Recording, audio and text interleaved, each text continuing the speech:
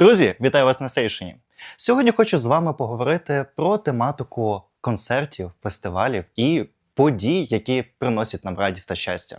Коли ми приходимо на такі івенти, ми вже бачимо готовий результат. Ми бачимо ці події, ми бачимо це свято, і ми ніколи не здаємося думкою, а як це все створювалося.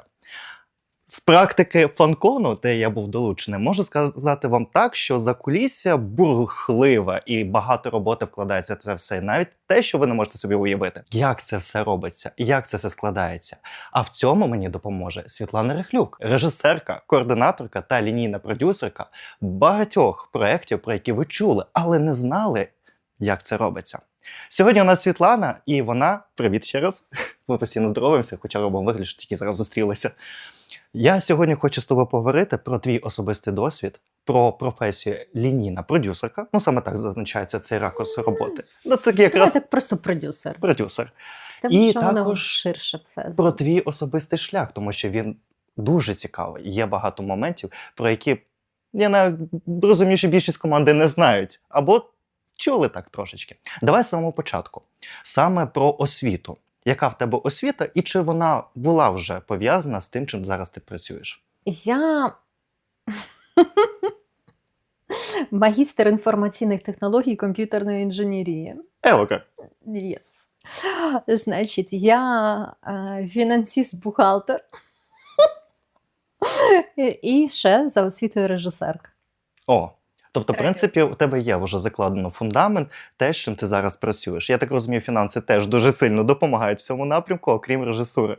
Ну, дивись, режисура – це був такий дуже зрозумілий, конкретний крок, коли я вже працювала в напрямку організації, креативної індустрії взагалі в цілому. І режисура, це освіта саме режисерська, це був такий вже крок, коли я отримала інші дві освіти. А я переїхала в Київ і тут навчалася вже на режисера. Тобто це вже було в процесі, коли ти вже працювала в цьому напрямку, і ти вирішила закріпити це вже освітою і якимось додатковим досвідом або знанням, які можуть надати саме вже в спеціалізованих закладах. Абсолютно.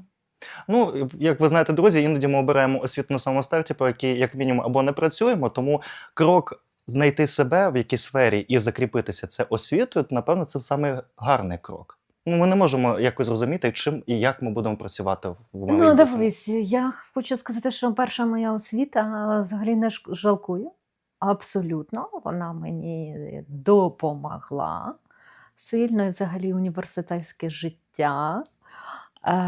Тому що саме там я експериментувала, і на той момент, коли я навчалася в університеті, це Вінниця була. І дуже активне вінницьке життя було, студентська ліга, купа всього неслось максимально, і мені інколи здавалося, що в нас більше взагалі навчання ніж творчості, тому що в нас цей клуб працював студентський, ми спілкувалися між університетами активно, в студентській такій, я не знаю, що це було, профком, що це, я не пам'ятаю, але між університетами у нас постійно було як і творче спілкування, так і конкуренція, і це було дуже прикольно.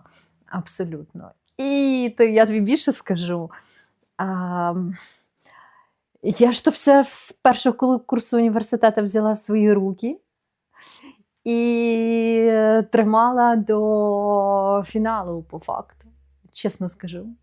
І це там якась студентська весна, якісь першокурсники, другий курс, якісь щось відбувається, якась конкурсна програма, все. Світлана з мікрофоном в клубі, пішли туди, звук, виступи, туди постановки номерів, зараз якісь маленькі, великі форми. І воно все паралельно йшло з роботою клубною, тому що я працювала вже вночі. Нічні клуби, якісь взагалі в цілому клуби, ресторації, шоу-програми. Тоді це було модно, знаєш, ці всі, значить, пір'я, яскравий макіяж. Це ж які були 2000-ні роки. І це дуже дивно. Якщо зараз подивитися, це дуже дивно виглядало, але дуже прикольно. І на той момент були доступні в нас. Був доступний ресурс, щоб ми могли слухати цікаву музику, яка нам подобається, не вишукувати її десь. І на цій музиці вчитися, копіювати. Я пам'ятаю, що мені дуже набридли ці всі, знаєш, класика кросовер, ці всі широкі пісні. І мені хотілося наприклад, виконувати діфаз композиції, наприклад, щось цікаве, джазово-електронне, ще якісь такі речі, чи навпаки, дуже оркестрове, насичене. І в цілому так прикольно було. Так, значить, я хочу, щоб в мене тут танцювали, давайте пошиємо якийсь костюм. Воно неслося. Але, слухай, я і навчалася нормально. Я добре навчалася, непогано. Якраз ти затронула тему саме музики. Це якраз наступний блок питання, який мав би бути. Ось, початок навчання, і я так розумію, в тебе сформувався гурт, де ти співала. Не так. Не так? А як Ні, саме? не так, розкажу. Взагалі, з дитинства я виконувала пісні, співачка. З дитинства. У мене дуже творча співоча родина, батьки викладачі, але вони і музиканти. Тато в мене взагалі абсолютник. Він грає на баяні, гітарі, фортепіано, і він такий достатньо знаний в колах музичних у Вінниці, хоча і він абсолютно в іншій професії працює наразі, тому що він викладач і він читає електротехнічні дисципліни, такі як той, електромагнітні кола, там, і так далі, і так далі, і так далі. Це все він. І в той же час він абсолютно класний музикант. Він пише вірші сам, в нього є свої збірки. Мати теж йому в цьому всьому допомагає. Вона неймовірно творча, тому що в нас своїх студентів, як викладач, постійно теж збирала, писала якісь сценарії. З дитинства ми навчалися, до речі, колядувати, щедрувати. Мама збирала нас, дітей, костюми, ми шили, придумували, вигадували, і потім робила дуже красиву українську таку театралізовану виставу, з якою ми ходили по хатах, тому що там був і приватний сектор, ми прям не по квартирах, а по хатах з дітьми, і вже нас люди чекали, щоб ми приходили, колядували. Ціла вистава була на 15-20 хвилин, і люди з захватом це все дивилися. До кожної хати ти приходиш, хтось горіхи давав, хтось курку, хтось 5 грам мамі намагався налити, а вона каже, ні, я з дітьми. Це прям класно було, тому що вона організувала, знаєш, дітей, які жили поряд, наших друзів, сусідів. І оце ми вивчали ці всі традиції, ходили, колядували, співали максимально. Потім я співала в церковному хорі. Колоратурне сопрано, високі ноти там різні. Значить, навчалася музиці, виступала. Спочатку були класичні конкурси класичного академічного вокалу, а потім пішла естрада. І я тобі чесно і відверто скажу, що я цим заробляла кошти. Я співала. Багато. Вигравали різноманітні всілякі конкурси, міжнародні, українські, великі, різні. Це мені було цікаво. І потім, коли я переїхала в Київ, я знайшла собі тут роботу саме по профілю організаційному, але мені так якось не вистачало музики і творчості, що я знайшла собі ще другу роботу, виключно музичну. І тут прям понеслося, тому що я увійшла в якесь таке коло музичне, познайомилася з великою кількістю музикантів. Ми працювали спочатку, виконували чужі твори, кавери були, а потім я зрозуміла, і мої музиканти, це дуже потужні музиканти. Багато хто ви їх знаєте, бачите в гуртах, таких як Океан Ельзи, наприклад, так, і так там у Бумбокса, наприклад, у Піанобоя, у багатьох. І ми всі знайомі між собою, у Джамали теж знаходяться ці музиканти. І ми, навіть не ми, а я почала писати матеріал свій власний. Музиканти, які були поряд зі мною, виключно на таких, знаєш, таких засадах альтруїстичних, кажуть, класна музика, дуже красива, насичена гармоніями красивими мелодіями, сенсами. Давай робити матеріал. І ми робили матеріал, як хлопці казали, це більше музика для музикантів, ніж на великий загал, відверто кажучи. А чим саме воно відрізнялося? Чому так от воно розгалужилося у вас? А тому що це не попса була відверта така, і не було там такої комерційної складової, знаєш, щоб сказати, що це музика, яку можна продавати на широкий загал. Плюс для того, щоб доробити якийсь один твір, виходила достатньо велика кількість часу, тому що були пошуки.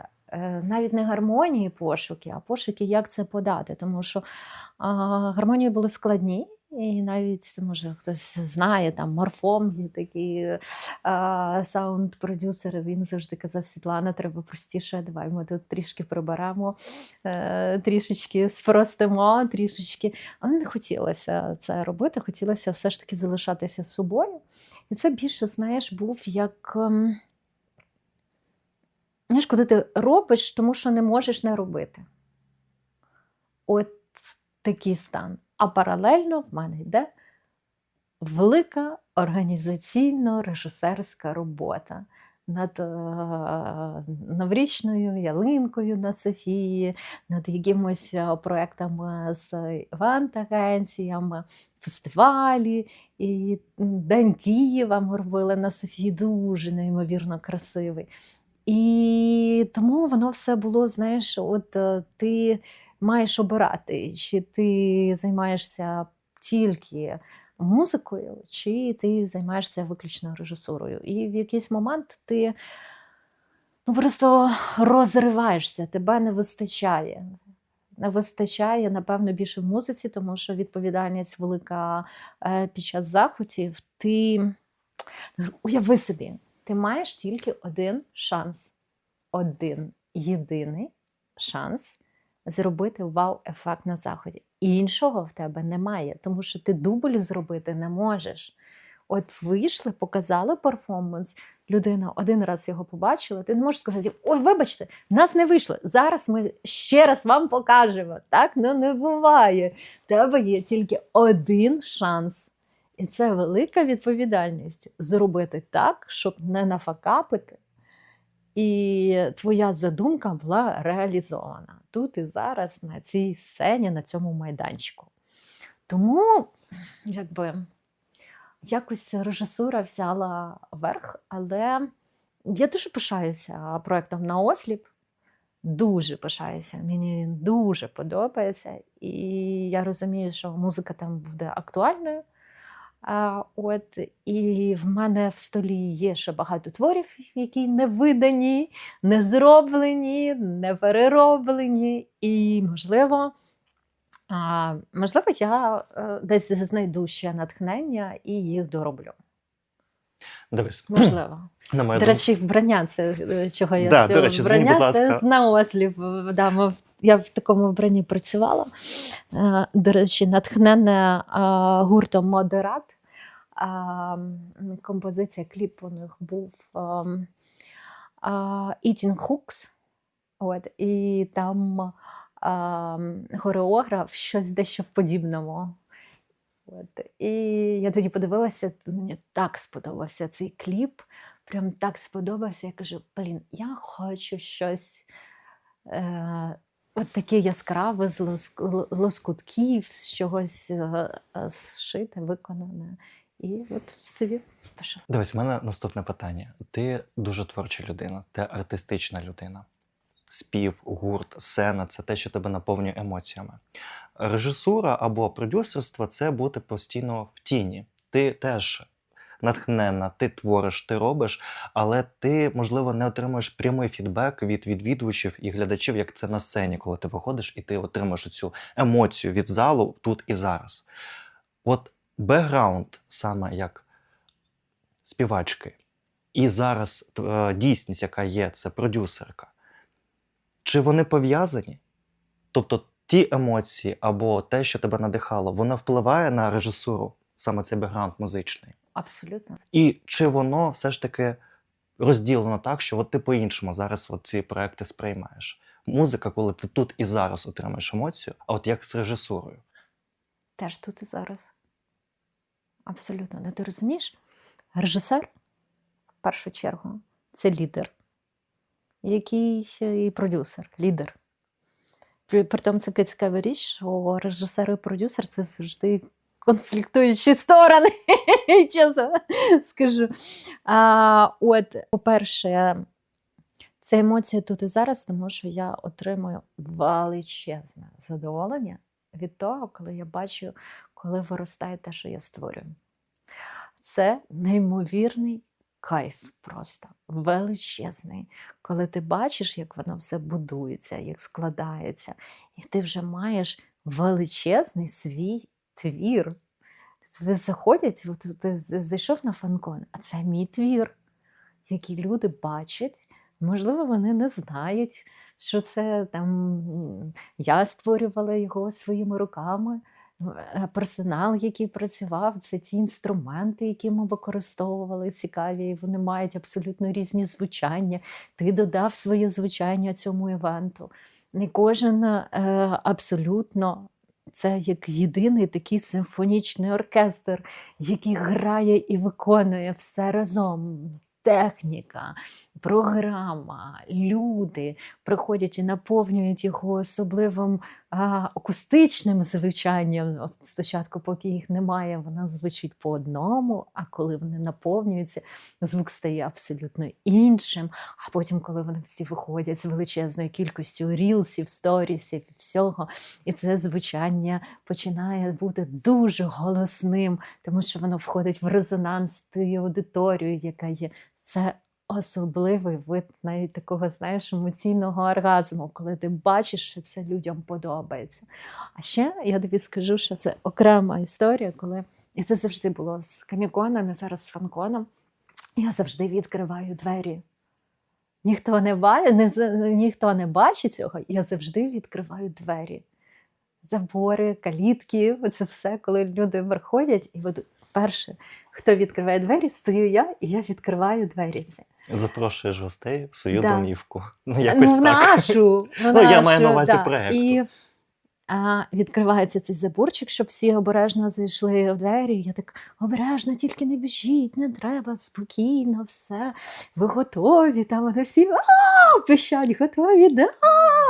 І ти відкриваєш отак і стоїш осторонь і дивишся, як всі заходять і починають насолоджуватися тим, що створювали. В мене завжди сльози на такі сльози. От саме в перші оці хвилини, коли люди заходять і бачать, що ти зробив. Щось не доробив, щось, можливо, не так, можливо, не до кінця щось створене. Але в цьому є кайф і в цьому є ріст. Ми не можемо одразу вирости в секунді і дати ідеальний продукт. Це як ти вирощуєш малюка. Він змінюється, росте, стає більш досвідченим, таким ти його виховуєш, і потім виростає якийсь супербренд, такий вихований, чемний, десь трішки навпаки пиздуватий, але класний, абсолютно вайбовий. Тому, слухай, це абсолютно інша історія. І мені подобається працювати з персоналом. Мені подобається керувати. Розумієш, подобається мені керувати. Але слухай, бачачи, як проходив процес підготовки, зібрання локацій і всього іншого, е, це мої споглядання, це просто титанічна робота, тому що в тебе величезна кількість підрядників, людей, які відповідають за якісь сектори, зони збірки, але це все зводиться до однієї людини, яка постійно на телефоні, постійно підказує, координує, вирішує якісь факапи, які трапляються тут і зараз. І в тебе велика кількість людей, які, як маленькі діти, печемучки. А це туди, а це не сюди, або зробила, воно неправильно. І от коли Свята це все бере під себе і постійно це контролює і на телефоні, у мене просто думка, наскільки в тебе вистачає сил, по-перше, і терпіння оце все узгодити, кожному підсказати, підкоригувати, бо це просто колосальне навантаження. І ще тримати це все в голові, коли в тебе величезний павільйон, і кожну дрібничку, кожну деталь, навіть нумерації локацій і стендів, все це є в голові, коли навіть хтось звертається, така, да, я знаю, зараз ми це вирішимо. І я такий, вау, як так? Ну, слухай, ти ж ну, давай почнемо з того, що фанкон рік створюється. І за цей рік ти його знаєш повністю як маленьку дитинку свою, де в нього яка родинка на якому місці. Розумієш? Ти знаєш всі стенди, ти абсолютно в курсі всього. Тому це нормально, коли ти з цим засинаєш і просинаєшся. Прокидаєшся зранку. 20 років створюю заходи. Великі, величезні. 20 років. Я вже, знаю стільки моментів, де може щось порватися, і тонкі якісь вузькі місця, і психологію людей, як воно може відбуватися. Плюс треба розуміти, що ми ще є обмежені певним локацією і фінансами. А фінансами це основне, тому що Захід має калькуляцію достатньо чітку, і створювати круті заходи, не рахуючи, це неможливо, тому що ми не зможемо існувати. Абсолютно, я більше скажу, неможливо для когось це буде відкриття, але фанкон, маючи абсолютно прокачаний класний бренд за 3 роки, я вважаю, що це просто абсолютно кльовий, успішний проект, але ми ще не можемо собі дозволити, наприклад, тримати величезну команду людей на заробітній платі цілий рік. Він не може існувати просто. І тому цей захід створюється, знаєш, людьми якимось альтруїстами, я не знаю, хто це, фанатиками, відверто кажучи, тому що основна команда працює безкоштовно цілий рік. Абсолютно. І тільки там доєднується за 2 місяці, за місяць доєднується ще решта команди, які теж мають свої інші роботи, абсолютно свої інші проекти, вриваються на аутсорсі сюди, і ти разом створюєш щось неймовірне. Але є момент один.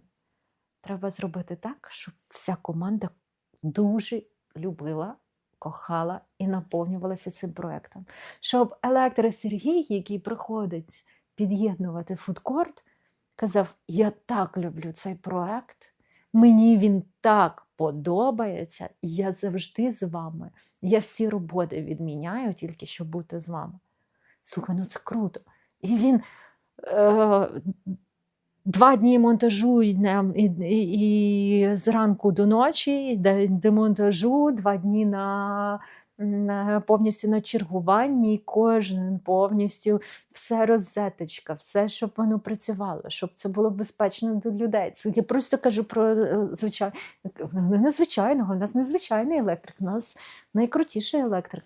Але це одна з тих процесів, яка відбувається. Це тільки ми кажемо за електрику, а там же ж колосальна кількість людей. Але ці люди мають любити цей проєкт. Якщо люди не люблять і не можуть, задача лідерів проєктів зробити так, щоб люди, які працюють з тобою, були натхнені цим проєктом так само, як і ти. Інакше це рутинна, абсолютно прагматична робота в організації. А це нікому не потрібно, тому що вона буде без душі, без емоцій, без нічого. В нас не є відверто комерційним проєктом. Ми не робимо якусь стандартну корпоративну штучку, де всі прийшли, випили алкоголь і розійшлися по домам. Вкладаємо в це інше абсолютно. Ми створюємо комунікаційну платформу для фанів. І уяви собі, яка це відповідальність перед усіма, тому що ці люди колекціонують враження. Як наш слоган, да? Колекціонують враження. І враження від нашого фестивалю залишиться надовго в колекції цих людей. Від першого моменту, як вони відкрили двері, постояли в наших чергах прекрасних, чи не постояли в чергах. Ну, даже я не знаю, а можна я це скажу?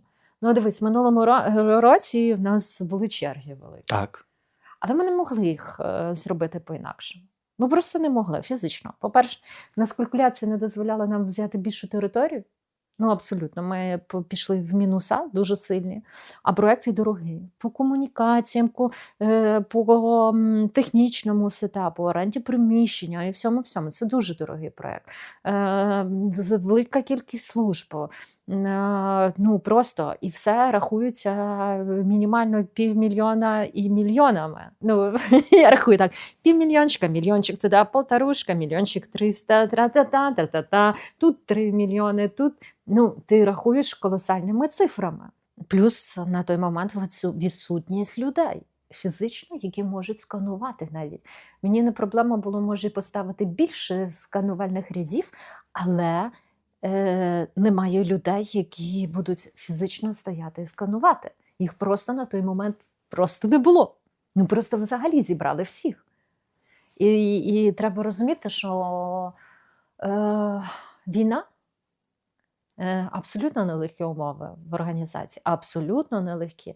В 25-му році, другий день монтажу, був прильот на Дарницю метро. У нас запізнення по монтажу були просто колосальні, бо люди не могли просто на локацію зайти. Ми автівками їздили з хелперів, волонтерів, всіх збирали персонал в цілому, щоб просто забудуватися. Технічний персонал, всі в заторах. Ну, це страшне. А в тебе є чіткі домовленості, що о 22-й годині до свидання, ночного монтажу нема. Так. І всі на стресі. А в цьому році теж складна ситуація, бо людей більше не стало. Але об'єм фестивалю став більший. Об'єм став більший. До речі, входів нас стало не настільки прям, щоб колосально більше. Але оця історія, бо було у нас 12-13, зараз було 16. І плюс ми додаткові зробили за рахунок, знаєш чого, обміну квитків заздалегідь. І ми почали пускати людей раніше на годину на фудкорт. І фудкорт був підготовлений до того. Ми приїхали раніше, всі стали раніше. Комунікація, ну, чесно, це теж складно, тому що в них є своя логістика, і логістика товару, і так далі, і так далі. Не завжди виходить прям комунікувати таким чином, щоб вони прям чітко відкрились. Але ми перестали турбуватися, що якщо гість зайде і щось буде недороблено, і ми щось доробляємо, це нормально. Якщо чесно, ми перестали з цього приводу якось, знаєте, накручувати себе, що от хочеться, щоб коли двері відкрили, все готово. І люди заходять, а в нас вже все готово. А в нас гості заходять, наша маленька репетиція закінчується, там ще щось. І ми подивилися, що в цьому є якийсь окремий свій вайб, тому що люди трішки підглядають за тим, що відбувається. От, і потім вже старт о 1-й годині, о 12-й двері відкриті. І навіть об 11-й, що ми почали пускати на фудкорт. Ну, це окремий вид насолоди. Ще одне уточнення, яке хочу зробити в тебе. От постійно ми чуємо комікон, фанкон, комікон, фанкон. От раніше було краще комікон, а коли ж буде комікон, а що таке фанкон і тому подібне. І вже долучаючись до команди, я ж розумію, що це фактично те ж саме. Ну, фанкон і комікон це те ж саме. Чому є якась така різниця для відвідувачів? Вони чомусь для себе розділяють ці два проекти якось кардинально різно. Або в масштабності, або в манері, як воно проводиться. Хоча поточний рік, наскільки я можу зрозуміти, об'ємність фестивалю стала більшою, ніж комікон був. Виправ, якщо я не правий, і от як ти думаєш, чому таке є розділення? Або давай поставимо вже крапку, що таке комікон, що таке фанкон, і що от наразі у нас відбувається. Ну, слухай, по-перше, я як робила комікон, так і фанкон, тому скажу, просто комікон Ukraine задав тон, левел, певний рівень. І це, розумієш, це було настільки експериментально на той момент.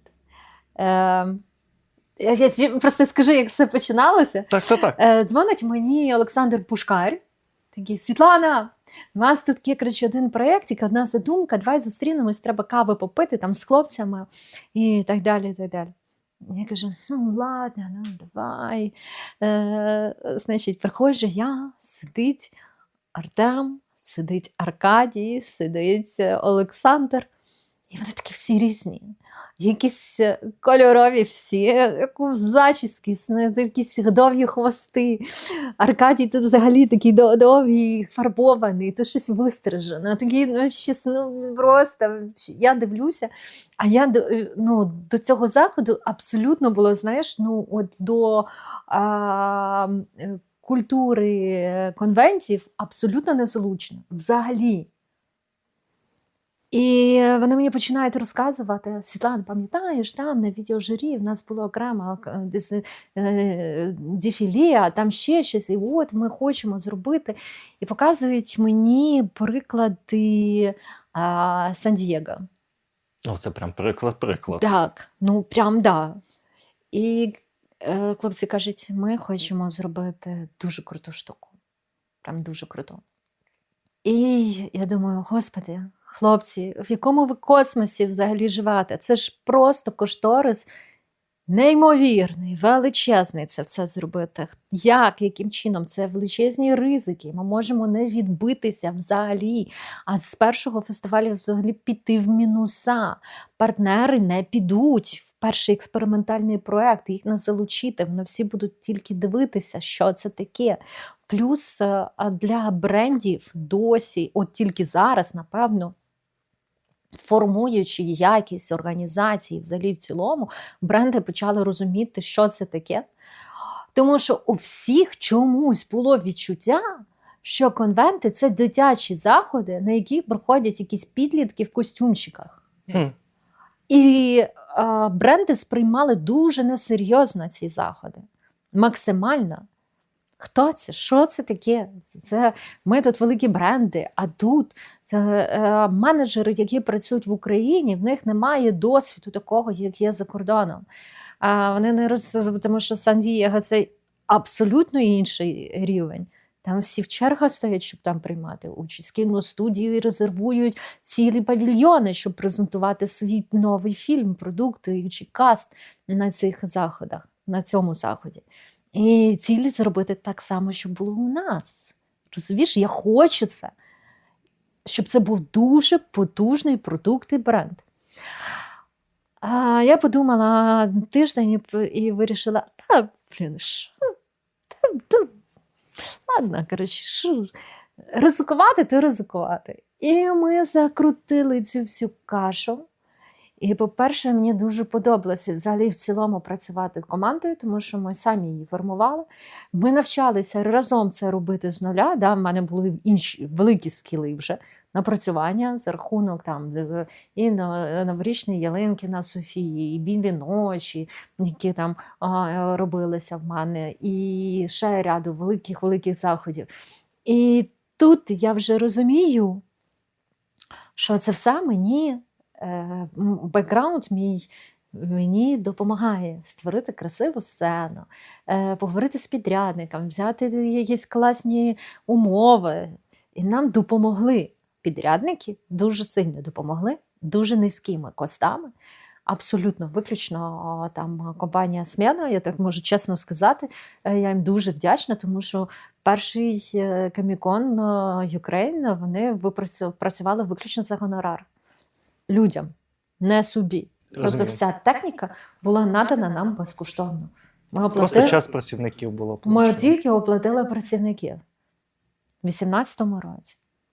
І чесно, нам було трошки лячно, та не трошки, а дуже сильно лячно, тому що ми не розуміли, яка кількість прийде. І ось там ми не розрахували входи, тому що ми, коли в нас нісся монтаж, дуже великий монтаж, ми не дивилися на продажі взагалі. А коли продажі вже в день івенту ми дивимося, що в нас черга аж до Лісової, там в нас вже така трішнятіна всіх запустити швиденько на територію. У людей просто заклалося відчуття такої ж самої ностальгії по цих заходах, тому що вони були перші такі. На той момент вже була війна, але це не була повномасштабка. Воно не носило такий прям масштабний характер. І тому до нас їхали запрошені гості, зірки до нас приїжджали сміливо. Ми могли дозволити собі привезти великі декорації за кордону. Пам'ятаєш, як Свінг приїжджав на це окрема історія була з тим шатром, його поставити, узгодити, це все. І логістичні речі. І тому у людей є таке відчуття. Comic-Con, Ukraine, а тепер FanCon, але врешті-решт команда працює та сама, яка була і на Comic-Con, і на FanCon, чесно кажучи. Прям одна і та сама. Да, у нас додалося ще більше людей, тому що масштаб наразі, та вже з минулого року, FanCon був по об'ємам більший, ніж Comic-Con Ukraine. Просто так здається, що артзавод-платформа був так побудований локаційно, з переходами через вулицю, здавалося, що цієї території більше. Насамперед її не більше, абсолютно. І там був свій вайб. Наразі ще зараз артзавод-платформа не має такої кількості території, здані в оренду приміщення, і те, що доступно нам, має дуже маленьку площу. Ми не можемо просто фізично поміститись туди. Тому що, я не знаю, гості ж не бачать, які в нас гримарки за сценою. 1500 квадратів – це тільки гримарки. Стільцями, на секундочку, 370 стільців в цьому році було замовлено 370 стільців, десь більше було виставлено 80 столів, 26 мейкап-дзеркал двосторонніх, окремо кімнати для переодягання, окремо кімнати для журі, окремо повністю всі бойлери і так далі, техніка для інтернет-підключення, щоб сам конкурс був в онлайн модерації, плюс ці всі пандуси, додаткові смітники, якісь все, що дозволить. Це тільки головна сцена, а ви не забувайте, що на фестивалі не одна сцена, і це теж додаткові технічні приміщення, які використовувалися, і обладнання для цих приміщень. Абсолютно. Музична сцена, так реслінг-сцена у вас додалася. Да, і реслінг був, кібер-сцена була. Трошки пошокувала UA Creators, теж гримерку зробили. Так, класно, абсолютно круто. І що, я думаю, ми наступний рік зробимо більше гримерок відкритих для відвідувачів. Тому що позаминулий рік роздягальня користувалися, але не так масово. А в цьому році прям черга стояла в загального доступу роздягальню. Подивилися, що це популярно, зробимо більше її. А Comic-Con наразі Не знаю. Я не можу сказати, буде він Comic-Con Ukraine, не буде Comic-Con Ukraine. Можливо, буде. Можливо, у нас буде 2 івенти Comic-Con Ukraine і FanCon. Чому ні? FanCon має трішки інакший характер за рахунок того, що він почав створюватися під час повномасштабки в 24-му році. І додався сектор UA Creators, додався, якого не було, до речі, додався UA Heroes окремо, де українські герої, військові, фонди і так далі, в них окремий прям настрій, вони дають багато, до речі, фану. І ми розуміємо, що взагалі з ком'юніті косплеєрського велика кількість служить. З різних фандомів хлопці і дівчата також служать. І тому, да, і збори, і це такий вже абсолютно інший героїчний такий настрій. І дуже кльово, що з'являється український продукт саме в напрямку формування українських всесвітів, українських героїв. Не класичний, як ото європейські варіанти, а вже має якусь свою візію, свою наповненість, яка, на жаль, базується на трагічних моментах, але воно сформувало наш напрямок, який відрізняється. Наче ідейно ми говоримо про поп-культуру, але піднімаємо також і різні інші теми, які дотичні до цих напрямків. Ну, слухай, Бо головне в чому це що? Люди і їх прояв творчості. Абсолютно. Абсолютно. Тому сказати, що це the same, поставити рівнозначно, ні. Але по факту мета заходів однакова. Зробити велику платформу, яка розвиває поп-культуру, яка дає можливість активним фанам, які є основною рушійною силою, дізнати щось нове, відреагувати на це нове і дати свій фідбек, полюбити це чи захейтити, взяти в цьому участь чи ні. І мені дуже хочеться, щоб в майбутньому на FanCon було більше презентацій українського продукту, українського кінематографу, українських героїв, якісного продукту. Не просто, щоб поставили фотозону, а прям якісного, і ми готові комунікувати і підказувати, і розказувати про це. Я думаю, скажу так, Kill House, я просто вже написала в групу до 3-ї штурмової, кажу, а чого на FanCon немає Любомира Левицького з Kill House? Якось, ребят, вони такі, дійсно, чого? А треба? Так, треба. А давайте. Тобто, і хочеться не просто прийти, щоб продюсери розуміли, що з аудиторією треба комунікувати. Не просто поставити фотозон «Ти космос», тому що ніхто не зрозумів, що це за фотозона була. Воно просто як декорація. «Ти космос» був представлений, і ми ніхто. Тобто студія не комунікувала з нами напряму стосовно цієї фотозони, а ми навіть не знали, про що це. А можна було зробити класну зустріч з фан-базою, розповісти. В нас же є купа сцен, де про це можна поговорити. Так. В лекторії, UA Creators, студії українського дубляжу, озвучки. Це все є музична сцена, та будь-яка. А в цьому році дуже велика кількість активності була взагалі на стендах. Кожен сам собі запрошував авторів, якусь активність додаткову. Це так круто було. Максимально ти розриваєшся, і мені, як організатору, хотілося бути кругом. А ти не встигаєш, і ще посидіти, бо ноги гудять.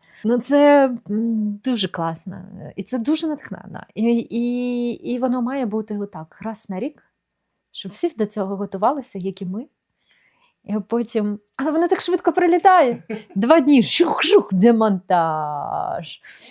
Але демонтаж все рівно швидко, ніж забудова. Ні, ну забудова це, ти ж розумієш, в тебе, ти розкладаєш це все. Завжди. Ламать не строїть, як всі кажуть на демонтажі.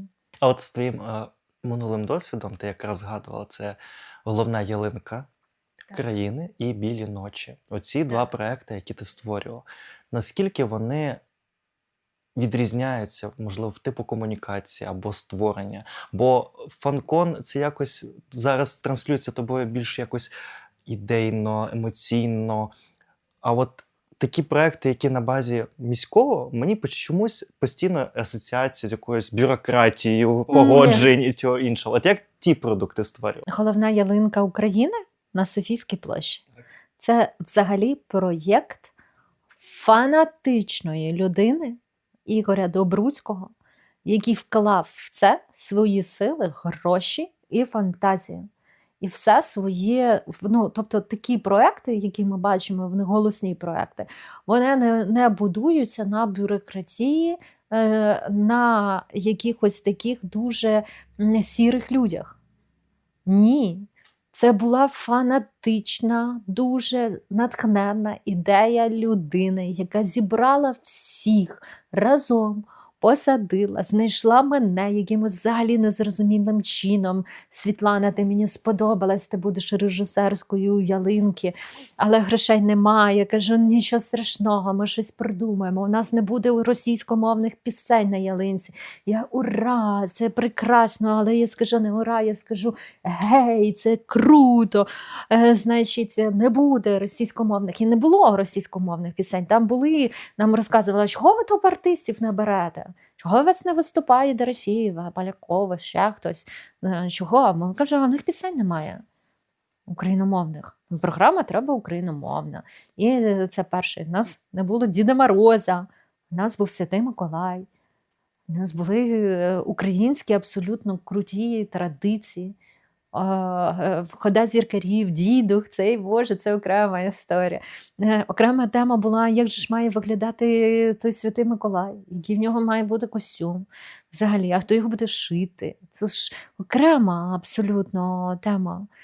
А які релігії мають бути тоді в цьому всьому зав'язані? А хто він? Це святий, до якої релігії він має взагалі бути належним? В костюмі якого взагалі сану має бути Святий Миколай? Ну він ж не Дід Мороз, правильно? Не Святий Миколай, який як резиденція того Святого Миколая. Це дуже цікава річ. І вона настільки, а коли Добруцький приходить і каже, так, зараз у нас буде опішня. Будемо опішня, у нас в стилі опішня буде. А там буде яворівська іграшка, будемо робити в стилі яворівської іграшки, прикраси всі. І всі такі, а що це таке? А це українське взагалі мистецтво, яке треба розуміти, і класно, і люди приходять, ой, я ніколи не знав, що таке опішня, а я ніколи не знав, що таке яворівська іграшка. Там почали з Примаченко. Всі вже знають Примаченко, вже все, в нас було в стилі Примаченко створена ялинка на Контрактовій площі. Але, проєкт між двома дзвіницями, де відпрацьовувалося дуже багато. Давайте зробимо радіо, якесь радіо. Буде радіо, в нас новорічне радіо на площі. Так прикольно було, воно так було на другому поверсі, можна було зайти туди в гості, послухати ефір. І він вівся повністю на... Це місячний важкий проєкт. Місяць ми жили на проєкті. Це тепла сцена з плівкою, коли всі розказували, Боже, в акваріумі, і сміялися. Ну що ж таке акваріум? Там тепло, і можливо грати оркестровий. Це традиція тепер, оркестрова музика під час холоду, новорічного, де ти можеш прийти насолодитися не відверто якоюсь попснятіною, а послухати трішки інше. Я пам'ятаю, ніколи не забуду першу ялинку, коли на сцені був оркестр, і це звучала популярна класика, класичні твори. Слухайте, і люди не йшли, а навпаки, тільки приходили з келиками цього вина. Під Новий рік вони слухали класичні твори і були щасливі. Розумієш? Там, правда, трішки диригент загнав темп музичний, але так окремо там в деяких композиціях там де нас. А так, ну, абсолютно потім спешл-проекти, коли ми розробляли оркестр з діджеєм вирішили зробити. Перший взагалі зараз ми бачимо там електронні формати, де діджей, оркестр грають. Але це інша історія. Ми зробили перший в Україні оркестр з діджеєм. І це був великий симфонічний оркестр. Не маленький оркестрик, 12 людей. Оркестр, а оркестр великий симфонічний, з літаврами, з перкусією, з арфами, зі всіма. Склад 66 людей на сцені з діджеєм. Підібрали класні твори, абсолютно українські.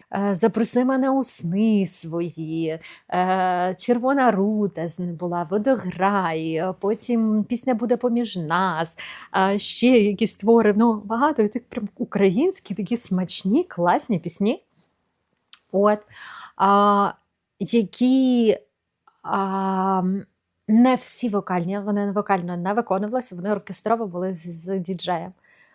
І це в новорічну ніч презентація цього проєкту. Абсолютно шикарні оркестровки, абсолютно прикольний цей діджей на сцені, де чути, як грає весь оркестр, а не чути тільки діджея, а весь оркестр, тому що оркестр тут головний і біт. Це, знаєш, досвід, коли треба, щоб всіх посадити на інейри, всім треба, щоб вони чули все, тому що це є особливий ще момент роботи з оркестрами, коли класики працюють, їм треба в ритм попадати, це інші абсолютно скіли. І ми прям відточували, щоб вони попадали в ритм того всього і чули один одного, і всім було тепло, комфортно і затишно. Але яка це енергія, коли в тебе стоїть 250 тисяч людей, 250 тисяч людей на площі, і вони слухають ці пісні, це який був 18-й чи 17-й, чи десь роки ми повторювали потім декілька разів цей проєкт. Спочатку в тому форматі, який він був, потім взяли на ОНІ народні інструменти України, і тепер цей проєкт грали вже на бандурах і цимбалах. І ну, це коли в тебе відкриття і велика кількість, програма має бути насичена, велика. І враховуючи, що сцена велика, хочеться показати і абсолютно круті колективи народного гатунку, які мають абсолютно унікальні програми, постановки і костюми. Коли до тебе приїжджає берегиня, а в неї там костюми, великий якийсь бик, величезна така корова, коза і ще щось. І воно таке здоровенне, і в тебе є приходи вузькі, з яких має вийти оркестр, зайти берегиня. І в мене такі, ти заходиш, так двері відкриваєш, а в мене артисти в 3 ряди, отак, очі знизу, зверху і корова. Отак вони там отак от сидять. І тоді скажу, ти двері отак такі відкриваєш, отак в коридор. І так закриваєш. А я сиджу в цьому, я завжди, режисер знаходиться на фойсі, це рубки ж називають, напроти сцени. І я звідти ж дивлюся програму, і в мене є окремий мікрофон, його чують в кулісах, глядач його не чує. І я командую в цей мікрофон, хто там має виходити і так далі. І вони чують і включають періодично, розказують, що там відбувається. І вони там, коли не виключаються мікрофони, там «Та куди, корова, туди, да!» Це все, коротше, там за кулісами вже виходить. І потім на сцену, а вони ж професійні колективи. В них є якийсь, знаєш, певний вайб от тої радянщини якоїсь, трішки. Але все залежить від того, як ти це подасиш. І коли вони знімають шаровари, одягають не шаровари, а інші українські штани, бо шаровари атласні – це не український національний одяг. Це виглядає по-інакшому. І ці люди, які працюють, я почала їх дуже сильно поважати, ці колективи, тому що у них невеликі зарплати. Але через роки вони перенесли оцю любов до того, що вони роблять. Да, деякі програми не змінюються роками, десятиріччями, а десь і сторіччями, де якісь постановки великі. Але і не треба їх змінювати. Вони мають бути такими, а молоді колективи, які створюються, мають приносити щось нове. І коли ми показували це на великій сцені людям, які в масі ніхто не знав, в загальній масі з дітьми, хто така берегиня, що це оркестр, що це за люди співають, а що це за композиції. І вони під сценою плачуть, сльози від радості, від тої емоції. Це дуже круто. От воно, і ти виснажений місяць. В мене не було 7 років новорічних свят. 7 років. 7 років поспіль я не святкувала Новий рік з родиною, Різдво. Мене не було. Але в мене з'явилася маленька там родинка така своя, вона інакша.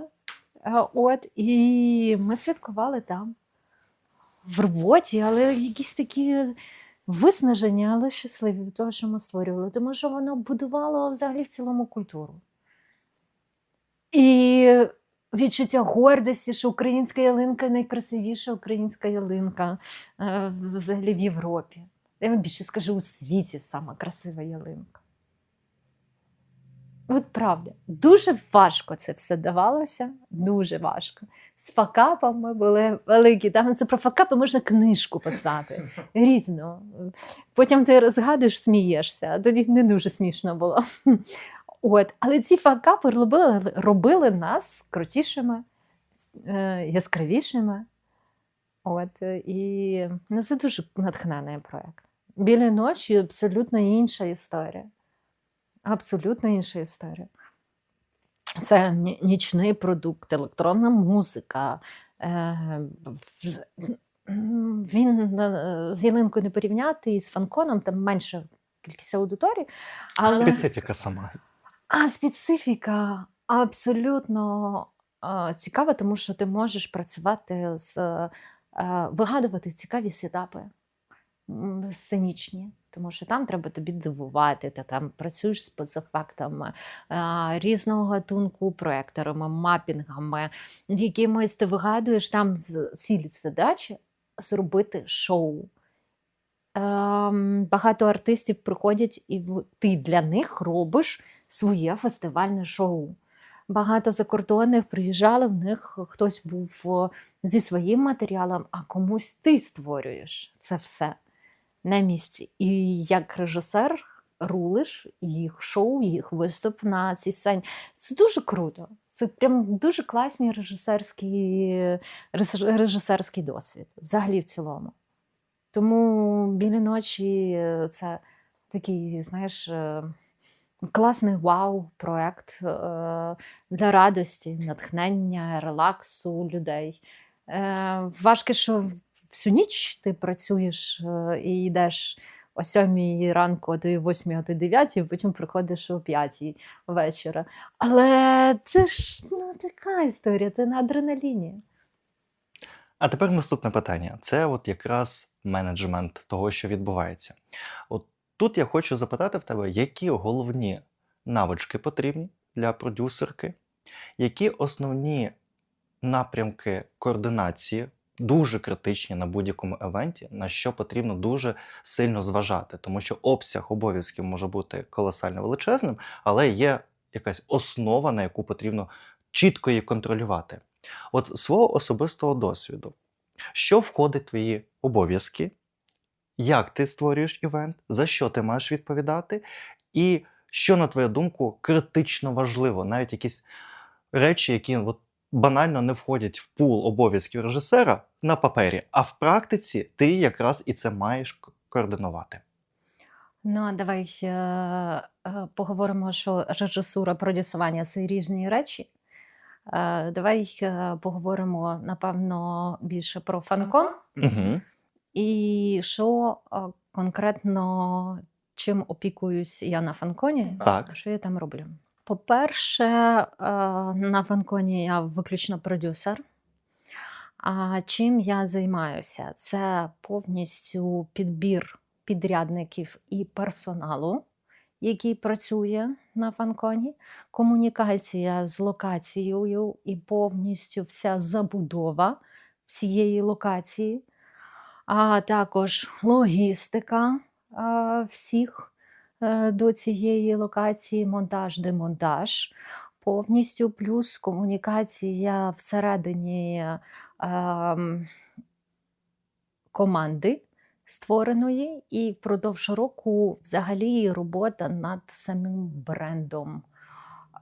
Що нам потрібно для розвитку фанкону як бренду в цілому, і кого нам ще потрібно залучити, щоб формувався саме бренд цього фестивалю. Це дуже важливо, тому що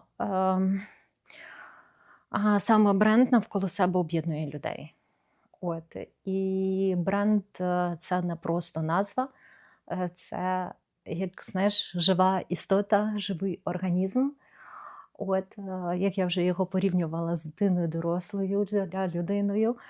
І ми його, скажімо так, наповнюємо всіма скілами, знаннями, характером повністю. І от моя робота зробити так, аби те, що вкладає Аня, Аркадій, решта команди, було втілено в життя. Плюс мої якісь ідеї, які я також генерую для цього фестивалю. Окремо я ще займаюся створенням стендів. А для нашого фестивалю також деякі стенди, які ви бачили на локації, були створені, згенеровані, скреативлені мною ідейно і вироблено потім під моїм керівництвом. Ну, наприклад, ті самі хроніки сили. А, наприклад, стенд для дітей був створений. Ще велика кількість, якщо чесно, стендів, їх можна перераховувати і перераховувати. Ми їх вигадували, креативили, підказували, з декораторами промальовували, от, і потім реалізовували в життя. Повністю. Ну і плюс вигляди сцен, які в нас є, як вони мають бути взагалі в цілому виглядати. От, які мають бути там розвіси, підвіси і так далі, і так далі, і так далі. Стосовно ну і роботи самих підрядників на локації, це починаючи від генераторів до кожного стільця, який має бути на стенді, повністю розміщення всього комунікації по клінінгу, охороні, значить, побудови вхідної групи, повністю замовлення швидкої ДСНС, роботи. Значить, в цілому по висотним точки підвісу, комунікацій по в цілому наповнення графічне кожної сцени. Ну, багато всього, якщо чесно. Це от вся забудова, яку бачить людина, заходячи на івент, починаючи від першого смітника і туалету. От абсолютно все на локації проходить через руки продюсера. Звісно, одна я справитися з цим всім не можу. Для цього підбирається пул підрядників, для цього підбирається пул людей, які будуть відповідальні за ту чи іншу локацію. Передається їм те, що вони мають робити. Вся комунікація передається на них, щоб я під час забудови не порвалася на шматки. А щось я віддаю повністю і прошу мене туди просто не доєднувати. Тому що я розумію, що менеджер може самостійно справитися з цією ситуацією і з тими обов'язками, які на нього покладаються. А я навчаю всю команду завжди не бігти до мене одразу при будь-якій ситуації, а тільки в той момент, коли ви розумієте, що ви перебрали всі можливі варіанти і не можете знайти вихід, тоді ви йдете до мене, і я вам розказую, що потрібно зробити. Чи до мене йти з варіаціями вирішення цієї чи іншої ситуації, я скажу, яка із них вірна і правильна. І тоді команда працює добре.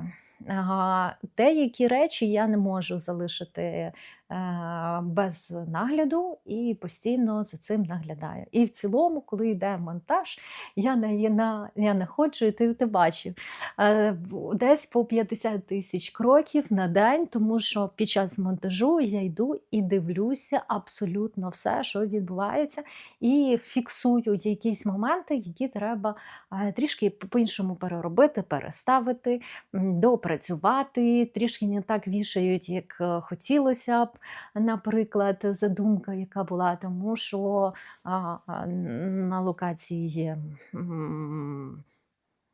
руки, а мозок ти. І потрібно все координувати, щоб не було таке, що мозок відключився, значить і руки що хотять, то роблять. І вони можуть наробити діло. Плюс є багато моментів, які коригуються саме досвідом, коли ти розумієш, що є моменти. Самий простий елемент. В нас в цьому році величезні по бокам були банерні підвіси банерів від сцени під екранами. І потрібно було, по-перше, проговорити, як це буде вішатися. І мені всі в один голос кажуть, а навіщо за банерами вішати штори? Не потрібно, давайте зекономимо. Не будемо, банер вже закриває цю площину, там штора не потрібна. Я кажу, ні, треба штора. Вони кажуть, так а для чого? Це задвоєння підвісів. Я кажу, це не задвоєння підвісів, банер світиться. Коли робляться банерні конструкції, це класно, коли менеджер дивиться, що роблять декоратори, дивиться за цим. І він побачить, що за кожним банером завжди є чорна плівка. Забивають банер з іншої сторони чорною плівкою для того, щоб банер не світився. Якщо я не повішу ці штори, в мене буде світитися банер. Просвічуватися.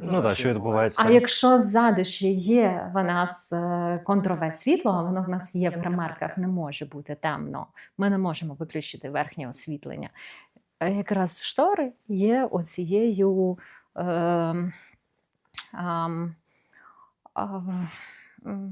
поглиначем світла, щоб воно не світилося. І все, дійсно, точно.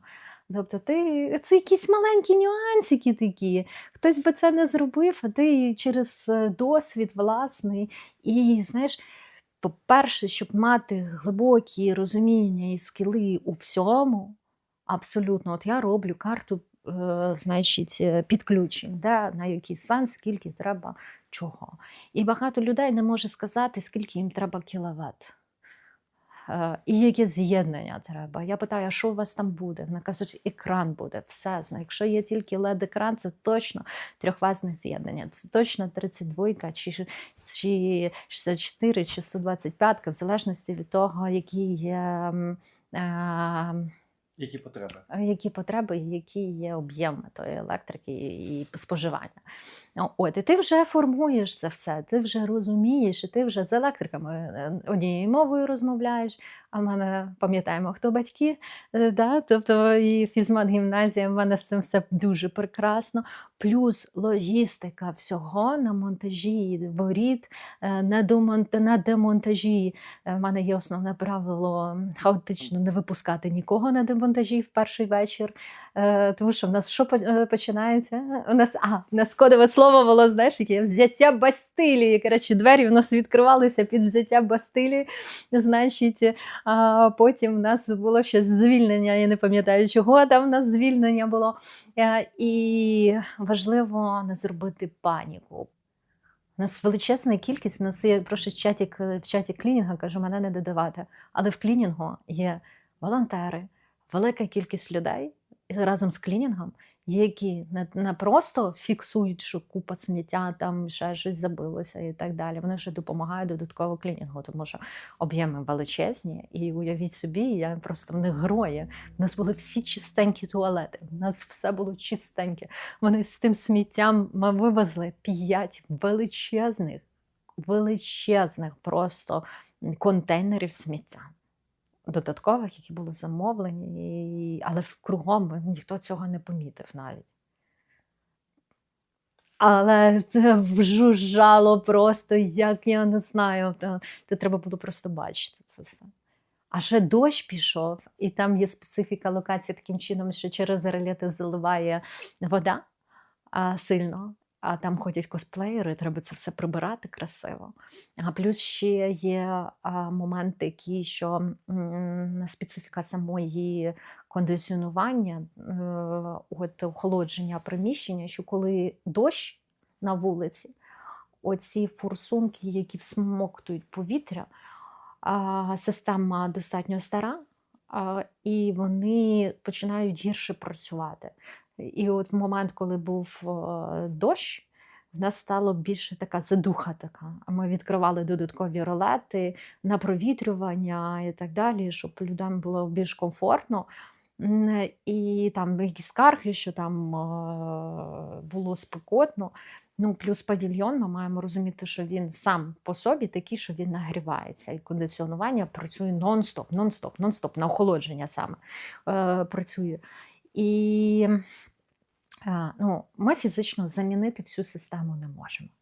Ну, чекай, це ж не відповідальність фестивалю, це, по суті, матеріальна відповідальність самої площадки. Так, але ми, коли йдемо на цей фестиваль, організуємо, ми вже знаємо, які ризики є, тому що вони нас повідомляють про це. А варіацій інших немає, тому що по факту зараз в Україні МВЦ – це єдина локація, яка може прийняти наш фестиваль. Ні ВДНГ, ні інша локація не може це надати, тому що ми дивимося на сам, я дуже люблю ВДНГ, в мене працюють там друзі і все, але павільйони, які там є, вони високі в висоту, але фізично їх, це один павільйон, це просто наша гримерка одна, розумієш? Тю. Да. Тобто, враховуючи, що на МВЦ це все разом стоїть, а на ВДНГ це розбито на маленькі павільйони. Вони в висоту високі, Але корисної площі мало. але корисної площі мало. І по факту ми не можемо там розміститися. Для того, щоб провести фан-кон, нам треба забрати всі павільйони ВДНГ, поставити величезну кількість заборів, повністю зробити окрему величезну вхідну групу, яка буде працювати з головного входу ВДНГ, тільки виключно на нас фестиваль. Уяви собі, який це об'єм. Ми рахували це все. Ми пропрацьовували дуже велику кількість локацій, коли підбирали МВЦ. Наразі це єдина в Україні взагалі локація, яка може прийняти такий об'єм людей. Якщо ми подивимось на фестивалі за кордоном, а ми тут дивимось постійно, частина команди їздить тоді на ці фестивалі теж для того, щоб подивитися, перейняти досвід, взагалі, що роблять. Це нормально і потрібно робити. Ми ж не в вакуумі, в якому живемо. Всі такі івенти відбуваються в великих виставкових центрах, величезних просто. І наразі це єдиний, який в нас є живий в Україні, більшого нема. І тому ми працюємо, з чим ми працюємо. Зі всіма складностями, Мінусами, які є, на жаль. мінусами і плюсами локації. Тому що локація дуже круто, через кожні 2 метри є лючок підключення до розеток, є можливості в нас дах є, який оберігає нас від дощу, від сонця. В кінці кінців. І, звісно, трішечки з удухою можна на це закрити очі. Да, хочеться краще, але ми маємо, що маємо. Стосовно підрядників, ти якраз зазначила, що твоя робота полягає в підборі підрядників і команди, з Так. якою ти працюєш, і координацію цієї команди. І от тут, напевно, дуже важливий момент, як вибудовувати гарні стосунки з командою, щоб вони чули, що ти кажеш, правильно сприймали якісь твої зауваження або задачі, які ти ставиш. Тобто, як вибудовувати гарні робочі професійні стосунки з командою і підрядниками. Ну, по-перше, базується це все на двох китах. Два. Чи дві черепахи, чи два слони, значить, два великих об'єкти. Значить, перший це твої скіли і повага до твого знання, тому що досвід, який є в мене, викликає у людей дуже поважне ставлення до мене. А друге любити їх. От. І навіть коли я на них сварюся, розумієш, вони не ображаються на мене, тому що я не переходжу на особистості. Я ніколи не скажу людині, що ти ідіот, ти придурок там, і так далі. Я можу трішки там сказати, але узагальнити якось в цілому. Але я не знаю, направити вектор злості на ситуацію, яка є, але точно на людину, яка щось робить. Тому що основне правило ніколи, ніколи, ніколи не кричи на людей. В плані от прям не переходь на оці прям крикливі інтонації, тому що люди втрачають контроль над собою. В них їх сповнює емоції. Тобі, коли хочеться, щоб людина контролювала ситуацію, зробила щось, вирішила на локації, а ти на неї ще зверху тиснеш, давиш, кричиш, вона губиться на локації і не може зробити те, що ти просиш. Я страшенно не люблю продюсерів і режисерів, які на локації в них і екшен, і пішло, всі кричать, там щось бігають. Ну, не можна так робити. Але це велика робота над собою, тому що коли в тебе в процесі починається забудова, проєктування, велика кількість людей, які з тобою контактують, перепитують, це може бути надмірно емоційно. Навіть якщо це не стосується конкретної людини ситуації, ти вже можеш бути емоційно виснажена. Дивись. По-перше, коли я емоційно виснажена, я зразу кажу людині. І я не боюся вибачатись. Це навпаки прекрасно, коли ти скажеш, вибач, будь ласка, мені треба зараз просто виплеснути емоції. Але я так не роблю прям на людей, прям чесно кажучи. Я не знаю, не хочеться мені так робити. Ні, це гарно, що ти так не робиш. Просто я дивлюся з точки зору, коли величезна навантаженість, відповідальність, буває люди просто переповнені цими вихор емоцій, які просто взриваються. В мене цей вихор емоцій по-інакшому відбувається. Просто от і все. Плюс ще в мене є історія, коли все несеться, і паніка, істерика – це перший момент, коли тобі треба зупинитися на хвилинку, не на півгодинки, на хвилинку, і подумати, і зважити всю ситуацію, що відбувається, і знайти варіанти рішення. У нас були такі ситуації, у нас там екран новий не запускався. Там запачити його було там теж складно там, в деяких моментах. І ще щось. І що в цій ситуації, що потрібно? Від того, що я буду панікувати, краще не стане. Потрібно видихнути, подумати, запитати підрядника, які є варіанти, що ми можемо на даному етапі зробити. От які є варіації. І підрядник сам зупиняється на секунді в паніці з тобою і каже, можна ось так, ось так, ось так. Я кажу, добре, вибираємо ось цей варіант, от такий він підходить. Супер. На наступний раз ми будемо розуміти, що тут в нас є слабке місце, і з ним ми попрацюємо трішки детальніше. А у нас там просто новий екран приїхав, який просто з пакета дістали. Новенький, новенький, прям новенький, новенький. Виглядало все красиво. І такі в нас в цьому році гарно дуже ми кулісу оформили. Не видно було цих всіх закулісних речей, прострільного світла від гримерки. Виглядало добре. Да. Покриття зробили симпатичне для танцюристів. До речі, в нас на сцені фан-кону спеціальний танцювальний лінолеум. Ми закупили лінолеум для того, щоб усі танцюристи могли танцювати комфортно, тому що сам сцена – це що? Це сценічна фанера.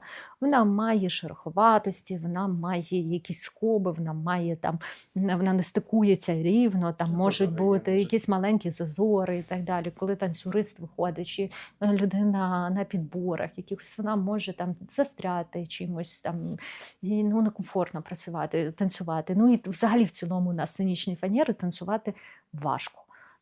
Завжди треба сценічний лінолеум. Танцювальний саме, не будь-який танцювальний. На ньому класно робити оберти, все. Він в міру слизький і не такий слизький, щоб можна на ньому впасти. Це велика теж відповідальність, тому що якщо людина в тебе впала і травмувалася на локації, це погана історія, прям дуже погана. І це все продумується повністю, як буде відбуватися все. Прям класно. Розстілили, він у нас випрямився, всі танцювали красиво. Центр сцени завжди хрестик такий стоїть. Це ніхто не бачить, але це комфортно для виступаючих. Вони знають, де центрується сцена, тому що вона велика в нас. 10 на 14 метрів на сцена, уяви собі, і вона дає цей масштаб, ефект такий. І для того, щоб контролювати це все, по-перше, ти не один рік просто готуєш це все. По-друге, треба багато бачити мілких деталей і аналізувати їх. І мені, наприклад, моя перша освіта дала, по-перше, розуміння, увагу до деталей. Дуже класно, знаєш, коли ти працюєш там з теорією графів, ще якимось теоріями додатково логістичних таких, воно автоматично, просто мозок навчений в тебе комбінувати це все і складати цей пазл. Розумієш? Дивитися на підвіси, розуміти, в яку сторону тебе повертає той банер, як тебе буде шатати його від повітря, які задуваються від кондиціонування, охолодження, і так далі, і так далі. Хлопці додатково висотники, в них свої скіли, вони розуміють, як це натягнути, закріпити, щоб це було безпечно для людей, щоб нічого на голову не впало. Це окрема взагалі штука. Я дуже завжди до підрядників ставлюся з великою повагою. Тому що від якості їх роботи залежить взагалі весь фестиваль. І коли вони тебе поважають, а ти поважаєш їх роботу, будь-якого монтажника, неважливо, як він виглядає, в нього є скіли такі, яких і немає в тебе. Я від них навчаюся, я цікавлюся, а що ви робите тут, а розкажіть мені, а як це працює, а як в нас хейзер буде працювати, це машина, яка дим випускає для того, щоб світло повітря було видно. І світло було видно в цілому. Ти розумієш, що використання хейзера, це значить, що може що спрацювати? Датчики, так, і залити всіх там, може, водою і так далі. Теж не дуже класна історія. Це окремо цілий квест, виключити ці датчики, замовити окрему машину, яка буде чергувати, окрема людина, яка слідкує за цими датчиками, якщо що, щоб вона могла відреагувати. Окремо, якщо хтось помітив, в нас кругом були всі вогнегасники. В машинах, які стояли, в нас були обов'язково вогнегасники на території. Це все контролюється і фіксується. І, таких маленьких речей багато. І ти команду з руками до того привчаєш. Вони не всі спочатку знають все. А коли в тебе на сесії, в тебе немає часу їм розказувати ці деталі. Але я дуже поважаю людей, які задають мільйон питань. Просто основна, коли людина хоче працювати в нас в команді, і я беру людину, а вона нічого не задає питання і каже, мені все зрозуміло, я розумію, що людині нічого не зрозуміло, тому що мені не зрозуміло. Як їй може бути зрозуміло? Тому що мені завжди інколи незрозуміло. І я задаю питання, а як, а чому, яким чином. Але якщо казати про підрядників, все ж таки це компанії, з якими ти маєш досвід співпраці, вони підключаються на проекти, ти їх звеш. А от особисто внутрішня команда. Є сформоване ядро, з якими кожен рік ти працюєш. Є люди, які долучаються. Фестиваль теж збільшується, навантаження теж збільшується. І ядро команди, фізично може не справитися з тим об'ємом, який виникає. Чи розглядаєш ти нову людину в команду? І які є в тебе критерії, яку б людину ти взяла б в команду? Я це так питаю, тому що, можливо, хтось із глядачів зацікавився такими подіями і може буде цікаво долучитися до фестивалю. Дивись, в цьому році у нас багато волонтерів, які були з 18-го року з нами, вже були на оплатній основі, також працювали. Доєдналися, є новенькі, якими я задоволена дуже сильно. І є ці дівчата, з якими ми вже працюємо дуже-дуже давно. Та сама Ірина по волонтерам, вона чудова.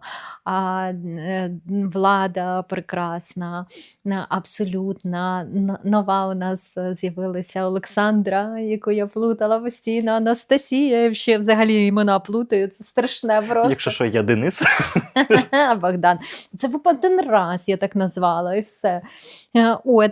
І тому як долучитися до команди?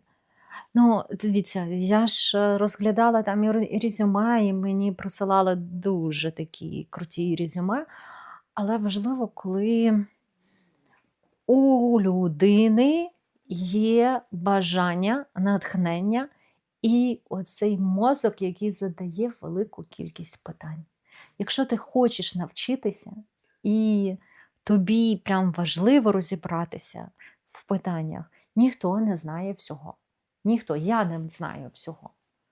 Але я задаю питання і намагаюся розібратись, уявити, як це все буде відбуватися, де є вузькі місця і проблематичні, що можна з цим зробити, з цими місцями. Чи можна взагалі щось робити? І постійно щось вилазить нове. Розумієш, постійно щось вилазить нове. В цьому році нове вилізло це інтернет. Не було, тут з'явилося. Да. Тому що... З інтернетом було і в минулому році питання. Але не така велика кількість людей було. І виявляється, що на внутрішній Wi-Fi, від якого працюють велика кількість пристроїв у учасників, він просто лягав, тому що велика кількість відвідувачів вмикали роздачу інтернету в себе на телефоні. Автоматично, вона просто в нього є, але вона глушить сигнал самого Wi-Fi. І від такої великої кількості точок Нашарованості Wi-Fi відпадає просто. Воно все, великий виходить колапс. І тут приймалися міри для того, щоб це побороти, цю проблему. Звісно, той інтернет, який працював окремо локально, да, все з ним було нормально, але такі речі вони, звісно, дали про себе знати. І плюс всі відвідувачі, хто був, розумів, що лежало все, у всіх мережі не працювали, тому що просто одночасно велике скупчення людей. Це ж завжди так, на будь-якому івенті в тебе інтернет погано працює, тому що от така величезна кількість людей. Просто точки всі не спрацьовують. Можливо, ми це, не знаю, пофіксимо якось на наступний фестиваль, але це все залежить від того, хто, які партнери до нас зайдуть, як чи вистачить нам фінансів елементарно цю проблему вирішити. Тому що це коштує прям дорого, дуже дорого. Гадаємо, є калькуляція фестивалю. Не може фестиваль працювати в мінус. Ми не зможемо потім мати... А знаєш, як це, взагалі просто уявляєте собі, да? Фестиваль пройшов. Виплатили ще пару місяців, і де фестиваль не закривається. Люди вже пішли з тими враженнями, а фестиваль продовжує працювати по закриттю питань, бухгалтерського обліку, документообігу, всього-всього, розрахунку, фінансів, партнери і так далі, і так далі. Це все іде активно, це звітність додаткова для брендів окремо. Звітність, що було надано, коли, яким чином, це все приймається, потім розрахунок і так далі. Ми не маємо живих грошей тут і зараз. Воно йде в такому оберті, все в оберті, в оберті, в оберті. І коли все наче, здається, позакривали, да? І має бути якийсь період видихнути. Його вже немає, цього періоду видихнути, тому що йдуть наступні витратні частини, і вже йде це, що заробив фестиваль, перекидається на наступні витрати. На що це? На бронювання локації. Ми знаємо, що Фанкон вже знає місце і дату наступні. Це МВЦ, це окремі оплати, це робота піар-відділу, СММ-відділу, там постійно йдуть оплати, договірні речі, юристи, оплати йдуть. Плюс треба зарезервувати велику частину грошей на операційну діяльність в цілому для того, щоб в нас фестиваль не став. Він живе, цей організм. І ти отак вливаєш туди, в той фестиваль от вливається все, і потім воно звідти знову, ці гроші йдуть далі. І ти такий, а де? А як? Тобто тут немає такого реального, що ти заробив, і ось в тебе гроші. І ти такий, ура! В мене є фінанси, а в тебе такого немає. Тобі треба сплачувати склади, на які зберігаються декорації, власні, фестивальні, тому що багато чого треба зберігати, закупаєш це все на майбутнє. Тобі треба, значить, знову, поки що не класно, вже 1000 квитків, до речі, продано на Фанкон. Перші було, це дуже приємно, але вони теж фізично не є в тебе. Ну так.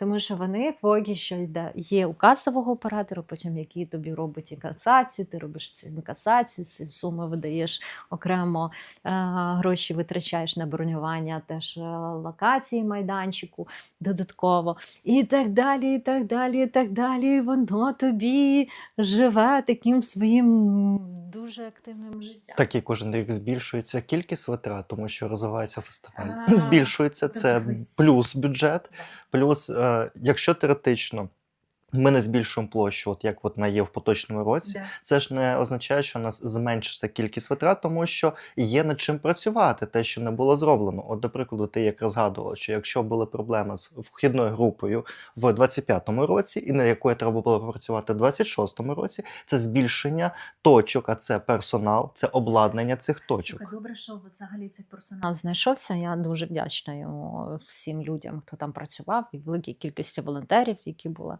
Тому що теж, а в нас волонтери взагалі це окрема любов, тому що є люди, які з Канади приїхали. З Австралії дівчина приїхала, щоб волонтерити. Це взагалі всім просто вау. От, і ми це дуже цінуємо, це дуже круто, прям дуже круто. І цікавий факт, якщо ми візьмемо бюджет фестивалю 25-го і 26-го року, то бюджет 26-го року виріс в половину. Приріст людей не половина, а бюджет в половину. Хоча приріст по локації, по самому об'єму площі, який ми взяли, це не половина. Тобто ми плюс ще павільйон, якщо порахувати загальну площу взяли, але це не половина. Тобто бюджетик росте, і плюс ціни ростуть на все.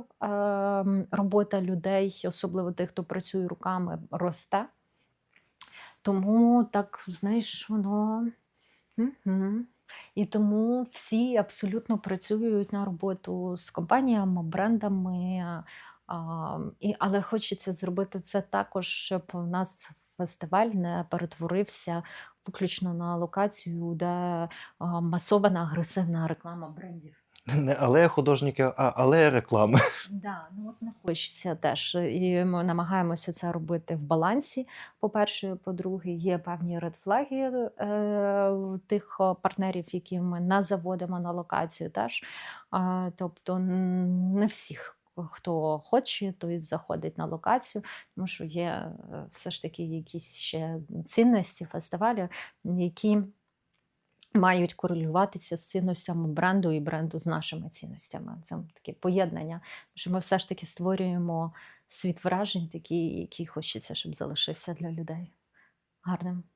Ну, плюс ім'я бренду. Ми будуємо його і себе ототожнюємо з ним. Це не щось ефемерне.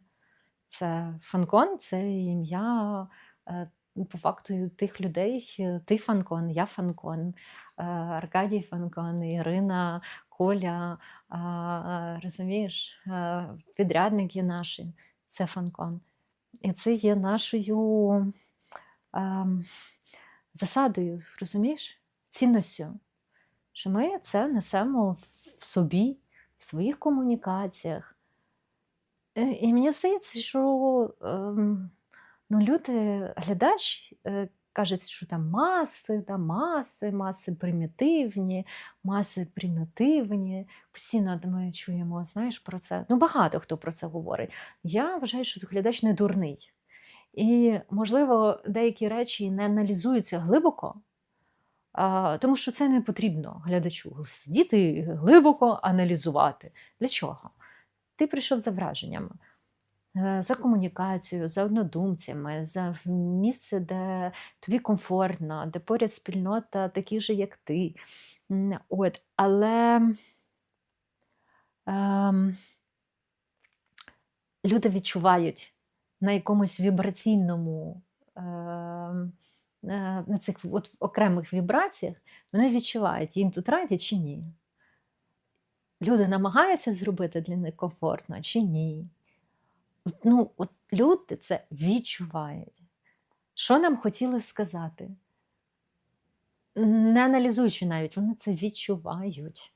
Я в це вірю, знаю, і тому мені хочеться, знаєш, щоб коли ми всі запускаємося і там сидимо, потім фестиваль іде, ми в нашій організаторській п'ємо безалкогольне вино, на секундочку, безалкогольне вино. Бо в цей момент ми все рівно вибігаємо на сцену і ще кудись. Да. Це факт якогось, я не знаю чого, безалкогольного вина. І шуткуємо між собою, якимось ділимося з власними враженнями, якимись емоціями, сміємось над ситуаціями, які відбуваються. Але, це дорого вартує, коли є така, знаєш, легкість в комунікації, коли ти відпрацював фізично втомлений, а емоційно заряджений. Легкість – це чудово. А ти якраз підняла питання комунікації, враження відвідувачів, як вони сприймають фестиваль, і відношення від фестивалю та організації до відвідувача. Але це не змінює той факт, що у фестивалі є хейтери. Тут теж погано сказано хейтери. Напевно, люди, які не задоволені організацією або мають якісь зауваження по організації. Хтось це викладає конструктивною критикою, яку беремо до уваги і також розглядаємо. Хоча більшість речей, які зауважені, мені здається, організація і так про це знає. Багато що просто не вписувалося в бюджет або технічні можливості, на які на той момент ми не могли якось впливати, і які ми беремо до уваги на наступний фестиваль. От загальна ситуація, яка відбувається над брендом Фанкон, коли запускаються якісь потяги критики, обґрунтованої, необґрунтованої, або якоїсь суб'єктивної емоційної думки, або внутрішнього враження, що просто не подобається тому що. Коли ти створюєш свою дитину, свій проєкт, ти вкладаєш туди максимально емоцій, творчості, і зрозуміло, що навіть кожен негативний відгук дуже може ранити. От з точки зору людини, яка створює оцей скелет фестивалю, і коли ти чуєш про зауваження, про черги, про кондиціонер, про інтернет, про натовпи і тому подібне. Як ти на це реагуєш і як ти це сприймаєш? Дивись, я не сприймаю це гостро. От чесно, не сприймаю це гостро, абсолютно. Тому що, якщо особисто про мене, особисто. Я знаю, хто я знаю, що я знаю, який бекграунд і якими силами це все дається. Я знаю, що краще, ніж ми робимо наразі по організації, немає аналогів в Україні. Я це можу дуже чітко і дуже сміливо заявити. От чесно скажу. От просто немає. Немає. І нехай хейтери там розказують, що як потрібно робити.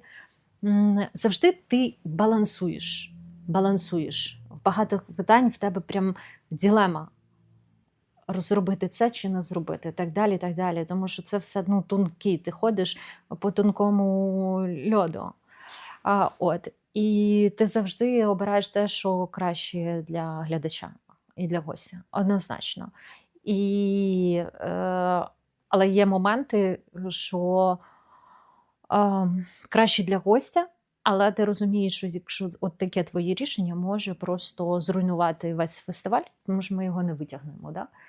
Ну, ти, звісно, від цього відмовляєшся, якщо це не несе великої шкоди гостю в цілому. Виключити сонце ми не можемо. Відмінити дощ ми не можемо. Що в наших силах? Розвиватися і робити все можливе. Перше. По-друге, з кожним роком нарощувати більше оцей м'язи фінансові, для того, щоб можна було реалізувати щось краще. Це прям дуже важливо. І наші партнери нам дають ці можливості. Одразу ми не можемо прийти і сказати, дайте нам 200 тисяч мільйонів, щоб ми це все організували. Бюджет фестивалю просто колосальний, щоб ви розуміли. І тому, коли там якісь просто невдоволення, мені там було велика толпа народу, мені було некомфортно, я не приймаю це як критику абсолютно. Покритикували і все. Єдине, що у нас є момент, коли ти дуже емоційно виснажений, фізично навіть виснажений. І перед відкриттям самого фестивалю, зранку, о 7 ранку, коли приходять учасники, і ми щось там зізвон з Аркадієм, і в мене, і ми ділимось враженнями з ним. Він каже, розумієш, в мене ще стан такий, що це останній фестиваль, який ми робимо. Просто не хочу більше робити. Я вже не вигрібаю емоційно, фізично. Хочеться підтримку, а не хейт, просто хейт. А я їм кажу, в мене таке саме враження. От хочеться просто зупинити це все і сказати, гори вогнем. Але, слухай, потім проходить півгодинки, годинка, і ти вже забуваєш про це, тому що ти бачиш інші емоції людей, ти від них береш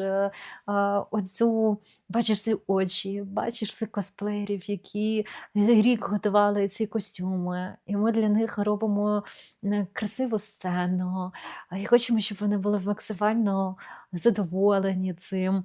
І ти бачиш потім вдячність від партнера, від гостя, якусь емоцію від людини, яка прийшла.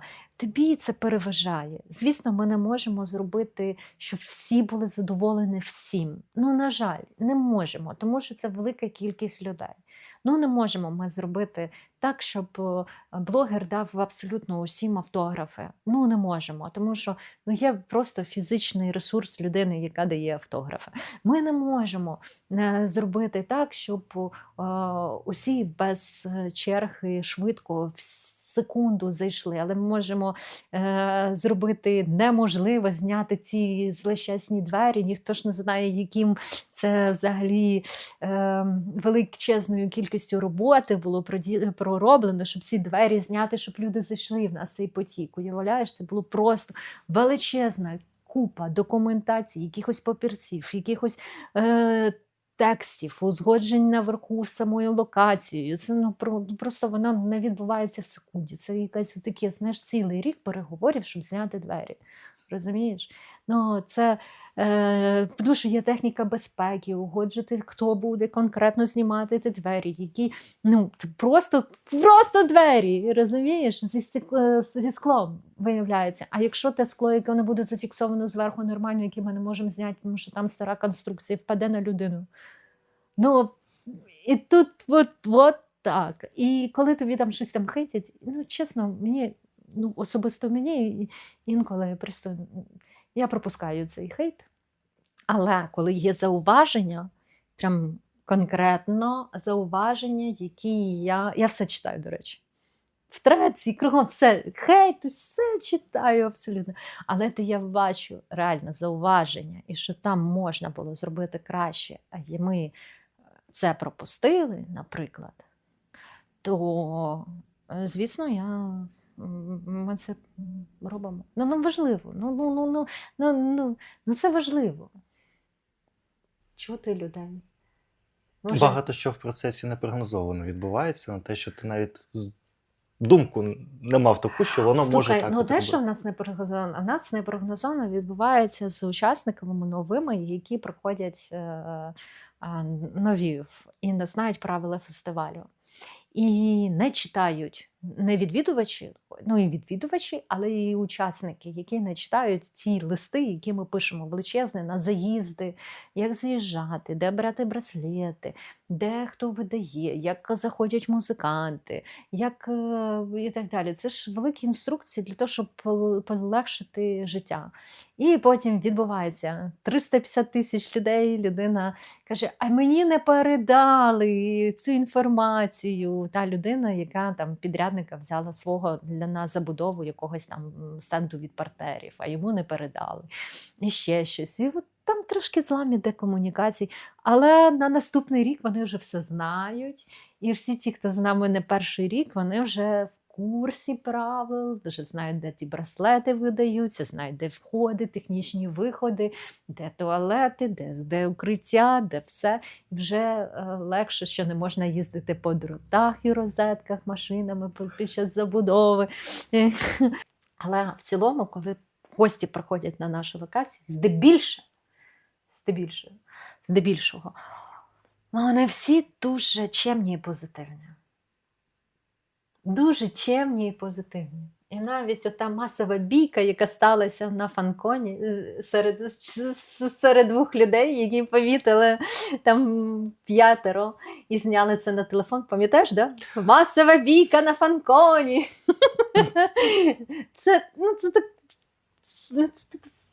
Ну все, ми в новинах, масова бійка на фанконі. Але, слухай, ну всі добрі, всі в позитивному ключі. У нас дуже чемна аудиторія. Постійно хтось на ногу комусь став, обов'язково вибачиться. Обов'язково, щоб не нашкодити людині, яка поряд. Це ну, так, це але навіть сам класно. цей прецедент, що там була драка біля людей, багато людей це налякало. І в цьому, в принципі, є резон. Перший закид, який з'являється, це де охорона. Чому? Охорона Зрозуміло, одразу була. що ми не відповідаємо за вчинки людей, спровокувалася бійка, але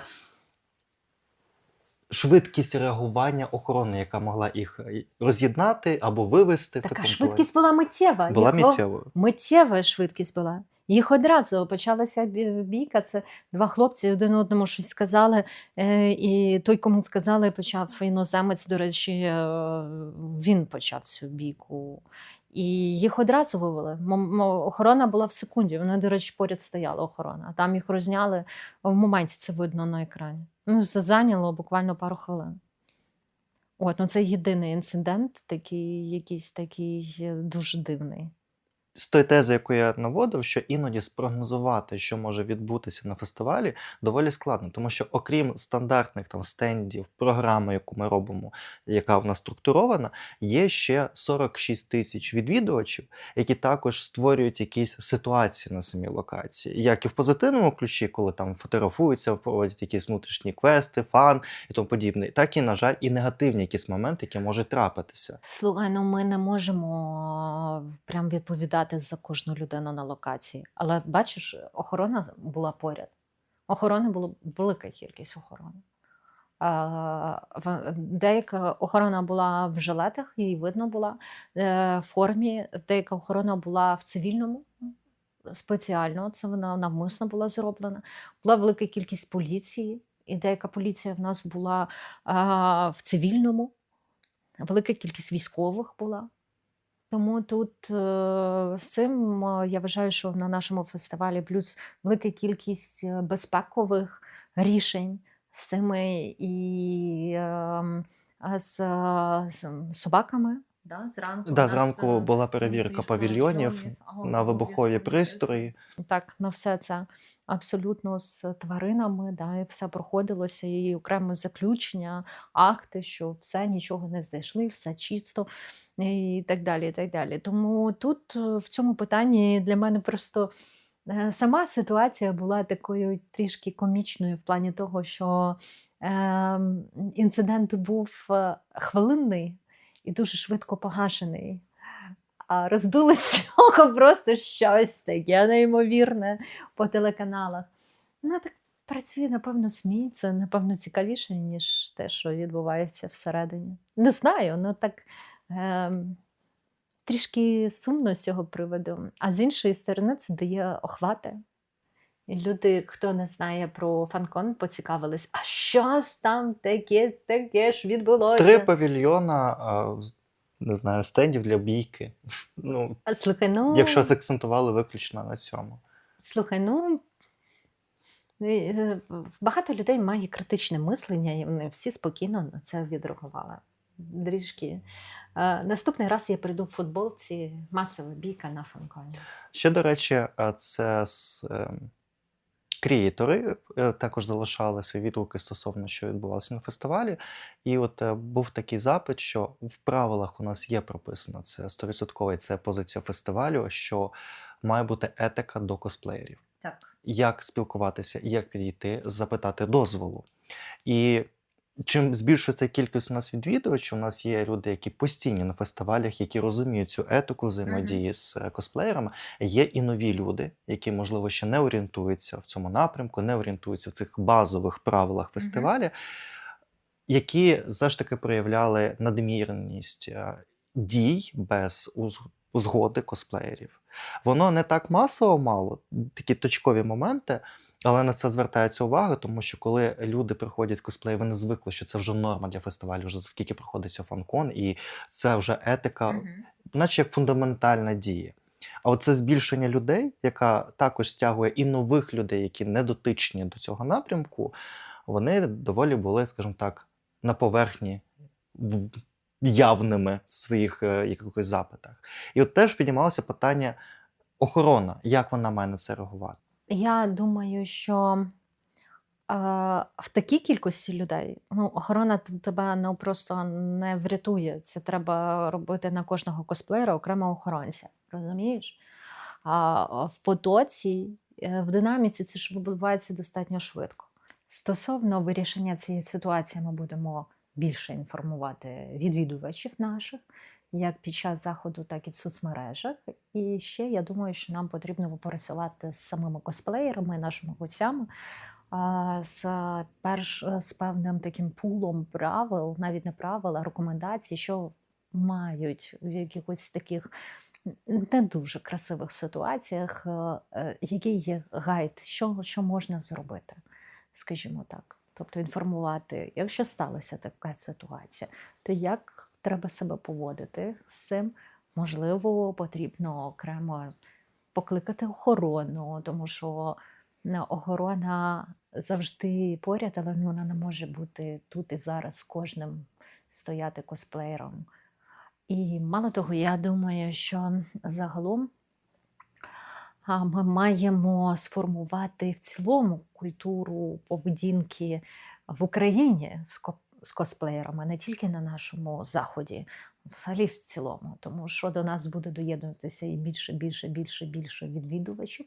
Вони будуть тільки знайомитися з цим, цікавитися, що це таке. І тому дійсно, мені здається, що прям повністю виключити подібні випадки ми не можемо. Але максимально зробити все можливе – це точно. Я думаю, в цілому знадобиться час взагалі для України, аби люди звикли і не те, що з розумінням, а можливо і доєдналися до поп-культури в різних проявах. Ми не знаємо. Можливо, хтось подібний прийде на наступний рік також в косплеєрському луці, і це буде прикольно. І він сам на собі відчує, що це таке. Взагалі, в цілому, мета фанкону – це збудувати культуру в Україні,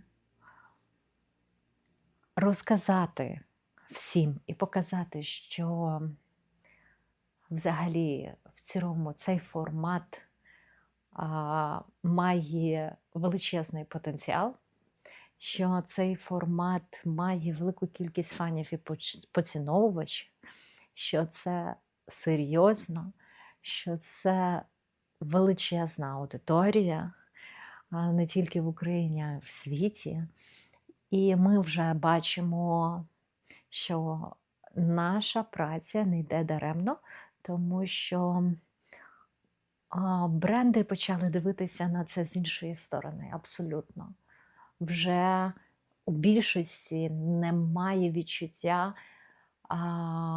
що поп-культура – це якісь взагалі конвенції, дитячі забавки, що це серйозно.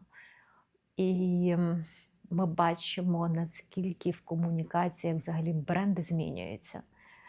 І це не може не відчувати, я не можу не відчувати захват від цього. Ми бачимо комунікації того самого ДТЕКа. Ми бачимо зараз, які почали комунікації робити Нова пошта. Вони ще не знали, але я сподіваюся, доєднаються. Ми бачимо, як СРВ класно комунікації, вже інтеграції свої робить. І для багатьох в Україні це якась дивна, абсолютно, фанкон – це щось абсолютно дивне, незвично. І я бачу, як у бренд-менеджерів змінюється взагалі свідомість, коли вони розуміють, що це абсолютно величезна аудиторія, що це не просто молодь, що це взагалі дуже величезний прошарок людей, які в житті можуть займатися абсолютно різними професіями, а потім мати не просто бути там косплеєрами, да?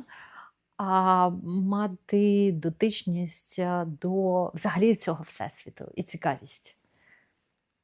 І, знаєш, я бачу великі очі, коли вони кажуть, а як це так може бути? Невже?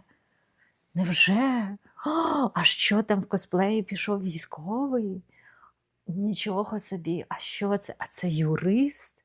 А це скільки йому років? 45? А ми чогось думали, що це підлітки. Взагалі все дитячі якісь. Кажу, та, люди, ні. І я думаю, що не дарма це все називається поп-культурою. Це не маленький прошарок людей. Це реально поп-культура. І ми її будуємо. Ти, я, взагалі фанкон. Це круто. Це який захват в мене, знаєш, такий, ми займаємось чимось абсолютно корисним, на мою думку. І уяви нас в років так 80, ми з тобою будемо сидіти, значить, і говорити про те, про результати нашої праці за ці всі роки. Уявляєш, я собі постійно фантазую. А як взагалі от пройде років 10, добре, 20, 30, і де ми будемо, отакі організатори фанкону, як ми будемо виглядати взагалі? Я не знаю. Ти думав колись про це? Я про це не думав. Взагалі, цей цьогорічний фестиваль для мене пронісся просто максимально швидко, хоча було і складно, і емоційно, і фізично. Трошки інший, скажімо так, пул відповідальності і роботи, які потрібно було зробити.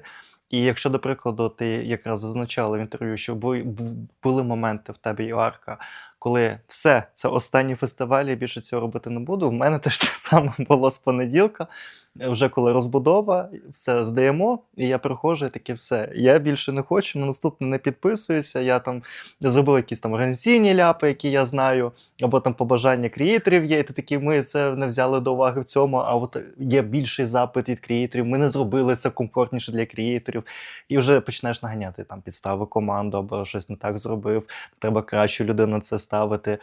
Я розумію, що це емоційні ці каруселі, коли ти півроку як натягнута струна, тому що все в процесі, все несеться, ти хочеш, щоб воно все пройшло, тут проходить сам фестиваль, багато що виникає якихось ляпів, і ти, ми ж готувалися, ми ж це робили, значить погано зробили, значить так. Слухай, я не вважаю так, як ти. І вважаю, ти просто втомився, і тому в тебе якась така самокритика якась дуже, мені здається, дуже багато її тумач. Дивись, всі люди, абсолютно. Я вважаю того, що ти зробив, класного набагато більше, ніж якихось там мілких ляпів, які там в тебе були. Ти роздуваєш з цього із мухи слона. Не роби цього. Ну, чесно, я тобі скажу, неможливо все робити ідеально. Неможливо все робити ідеально, тому що ти тільки починаєш це робити. Це твій такий особистий перший такий досвід з тим всім. Неможливо це все прорахувати в потоці мас великої зайнятості, дуже великої відповідальності. І це нормально. Ненормально, якби ти про це взагалі не думав і вважав, що все було ідеально, я просто супермолодець. Я теж постійно продумую, отут можна було, напевно, по-інакшому зробити, тут можна було і по-інакшому зробити. Але немає на це часу мучити себе. Ти береш в руки і робиш потім з поправкою на те, що можна було поліпшити. Це і розвиток. Якщо завжди все ідеально, немає розвитку. Немає сенсу далі щось робити, якщо немає розвитку. Ну так, люди, як митець, художник, він спочатку малює одну картину, другу, третю, 10, 15 вже краще, ніж перша, а 30 взагалі шедевр.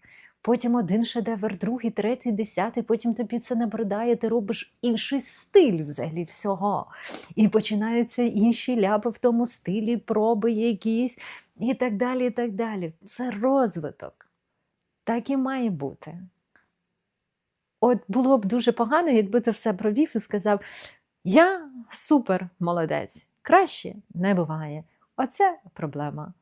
А решта, але я чесно і відверто, враховуючи величезну кількість проєктів, які робляться, величезну кількість всього, що поза фанконом роблю, а це дуже багато всього і для брендів, і для виконавців, співаків, театралізовані вистави і так далі, і так далі, і так далі. Я вважаю, що фанкон – це дуже крута команда, і наразі кращої команди я не бачила. Правда. Ну просто я цим пишаюся дуже сильно. Да, є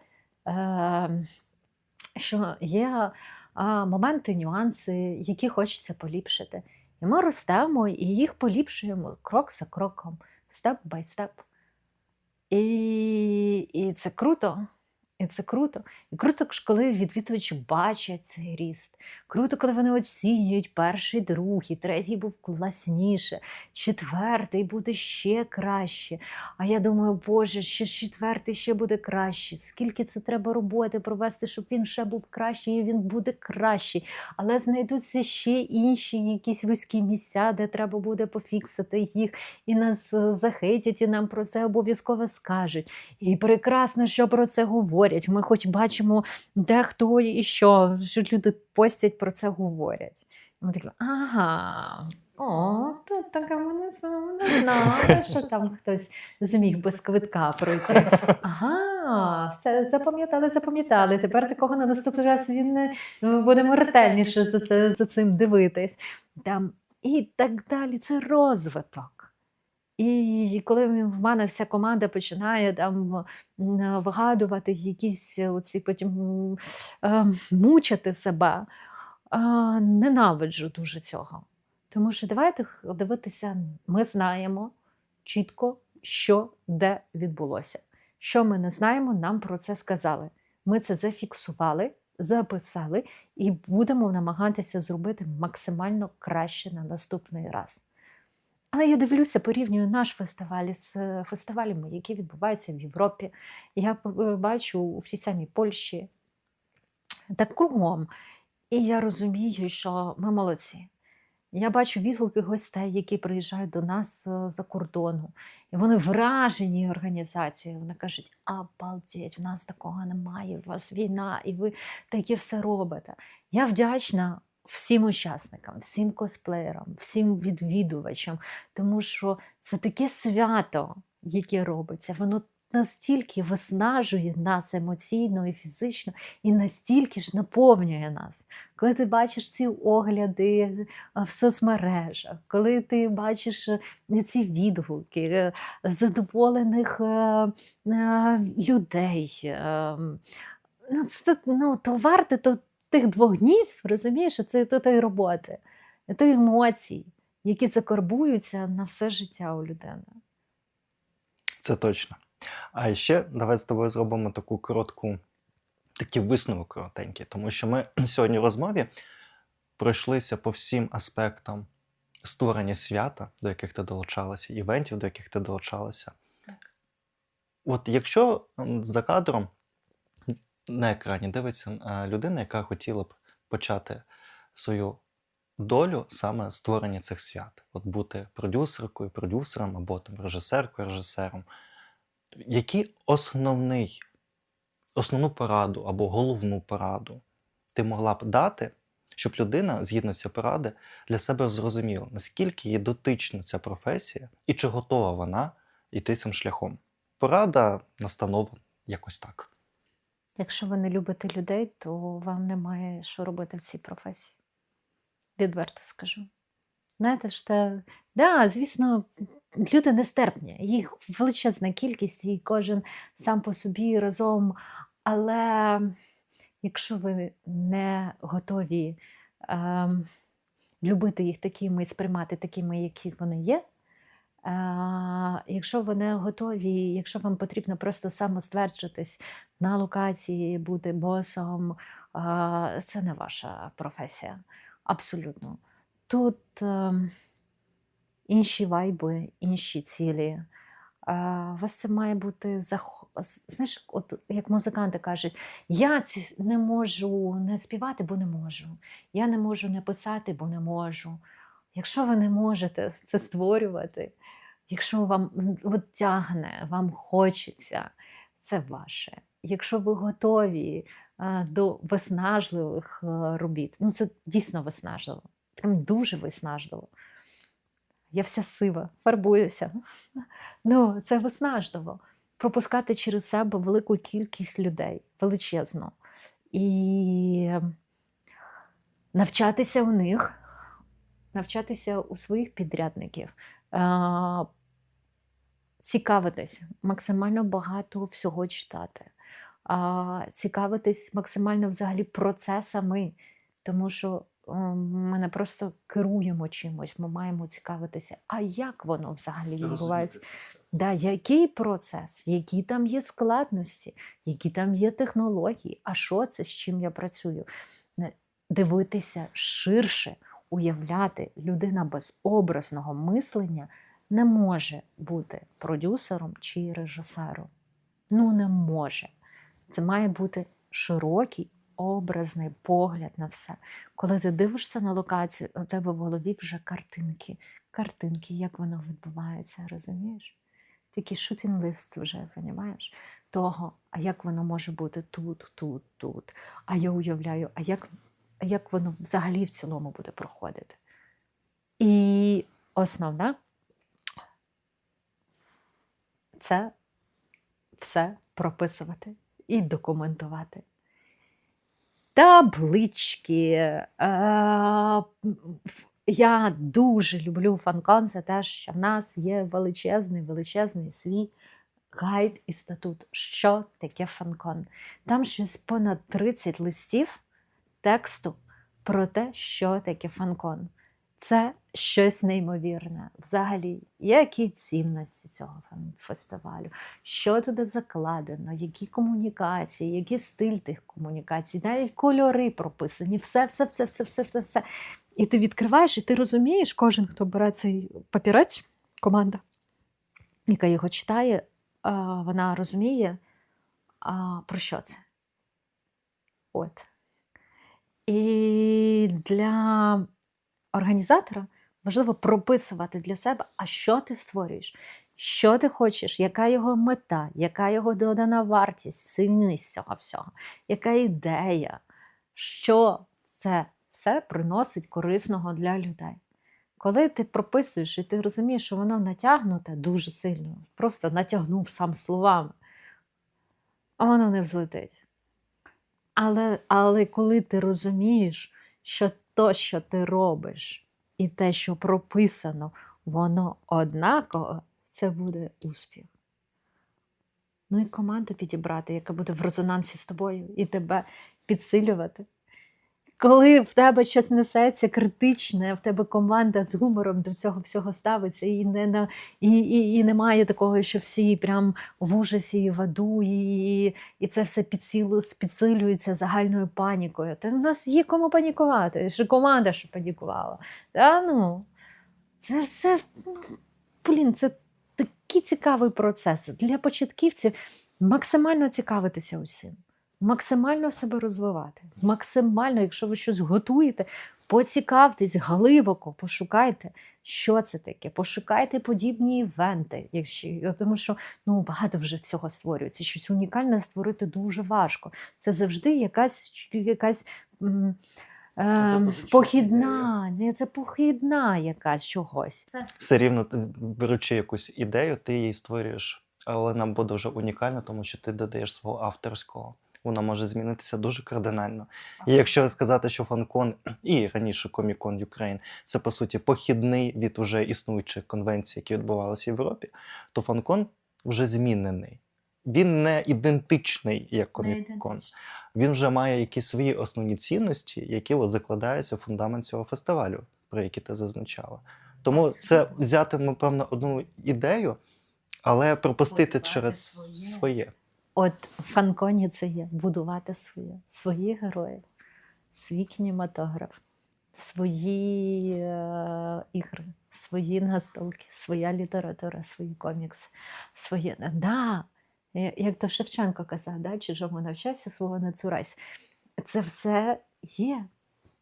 І воно все таки різноманітне, воно це все. Господи, а наскільки в нас взагалі військові формації абсолютно органічно вписалося це все окремо на стенд, де кожен міг прийти і попаяти дрони.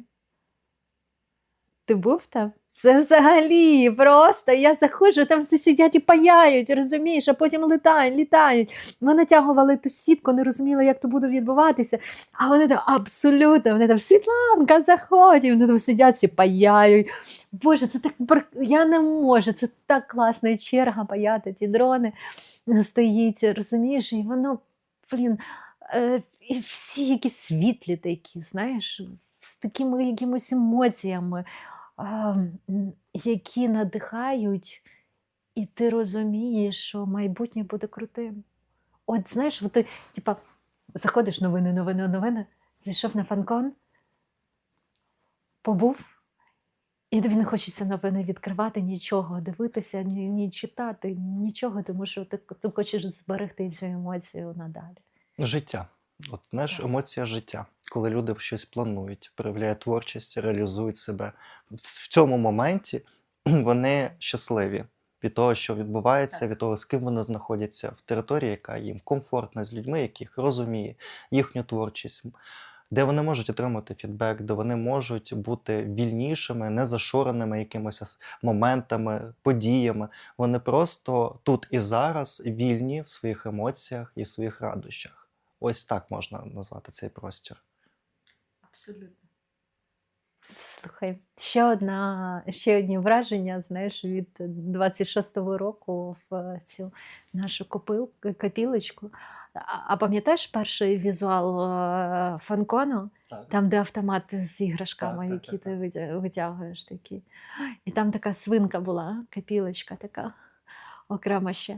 І я от в цю свинку таку веселу постійно докидаю оці наші фанкони. Одну, другу, третю, четверту. І постійно думаю, так, а що буде, коли ця свинка наповниться? Її розбивати чи брати нову, заповнювати? Напевно, брати нову заповнювати, а ту ставити на поличку і підписати як декаду. На чорний день. У нас вже завершилися всі наші основні блоки. Чесно, я розумію, що багато чого можна ще спілкуватися, і це, напевно, гарний привід, щоб запросити Світлану на ще одне інтерв'ю. І, колеги, креатори, до речі, я ж не можу взяти повністю все на себе. Я залишаю трошки простору, щоб ви також могли запросити Світлану на бесіду і пройтися по тим темам, які ми ще не встигли. У нас гарна традиція на сейшені дарувати подаруночок на пам'ять про те, що ми поспілкувалися. Чесно, іноді я дарую гарні подарунки в плані, що гарно підібрав, іноді не дуже, так що я зазвичай вибачаюся. В кожен подарунок я закладаю якийсь свій особистий сенс від гостя, які були тут, що я хочу, який акцент хочу зробити. Тому, якщо що, я вибачаюся. Це таке, якщо що, я вибачаюсь, а що це може бути таке? Нічого поганого, якщо що. Це тут складати треба солодощі. Але чому Стіч? Тому що Стіч говорить про саму головну цінність – це родину, Охана. Родина не тільки наші кровні родичі, а люди, які з нами все життя, нам допомагають і є частиною нашого життя. І у тебе є копілка фанкона, а я хочу, щоб в тебе ще була посуд, де ти можеш зберігати солодощі. І коли вже немає сил, ти достаєш звідти цукерочку і згадуєш про Охану, родину. Родину, команду, родину твоїх близьких, як нагадування, для чого ти щось робиш. Це так круто! Це так круто! Мені здається, що я десь на Стіча цього схожа. Я не з цим посилом обирав подарунок, і не з посхожим. Слухай, ну щось схоже є. Отакий подорваний бігає на монтажі, демонтажі. Отакий, да? Головне, з посмішкою. Такий ха-ха-ха-ха. Друзі, залишайте обов'язково ваші коментарі, що вам зацікавило цієї бесіди. Можливо, є якісь окремі у вас питання, які я 100% можу передати Світлані, і ми зможемо відповісти вам в коментарях. Залишайтеся на сейшені, слідкуйте за наступним випуском, і далі будемо спілкуватися про різні цікаві професії або події. Мені, чесно, зроблю такий висновок, дуже пощастило в цьому році долучитися більш тісніше до команди Фанкону, і з свого досвіду скажу так, що це просто неймовірно крутезна професійна команда, тому що той обсяг роботи, який створюється для вас, відвідувачів, він просто колосальний. Я розумію, що кожна жаба буде хвалити своє болото, але чесно, чому в мене... Класно, там чистенька водичка, і Да. дуже симпатичні жабенят. О, все, тут вже можна, як то каже, завершити на цій цитаті. Дуже вам дякую за перегляд і до зустрічі у новому випуску.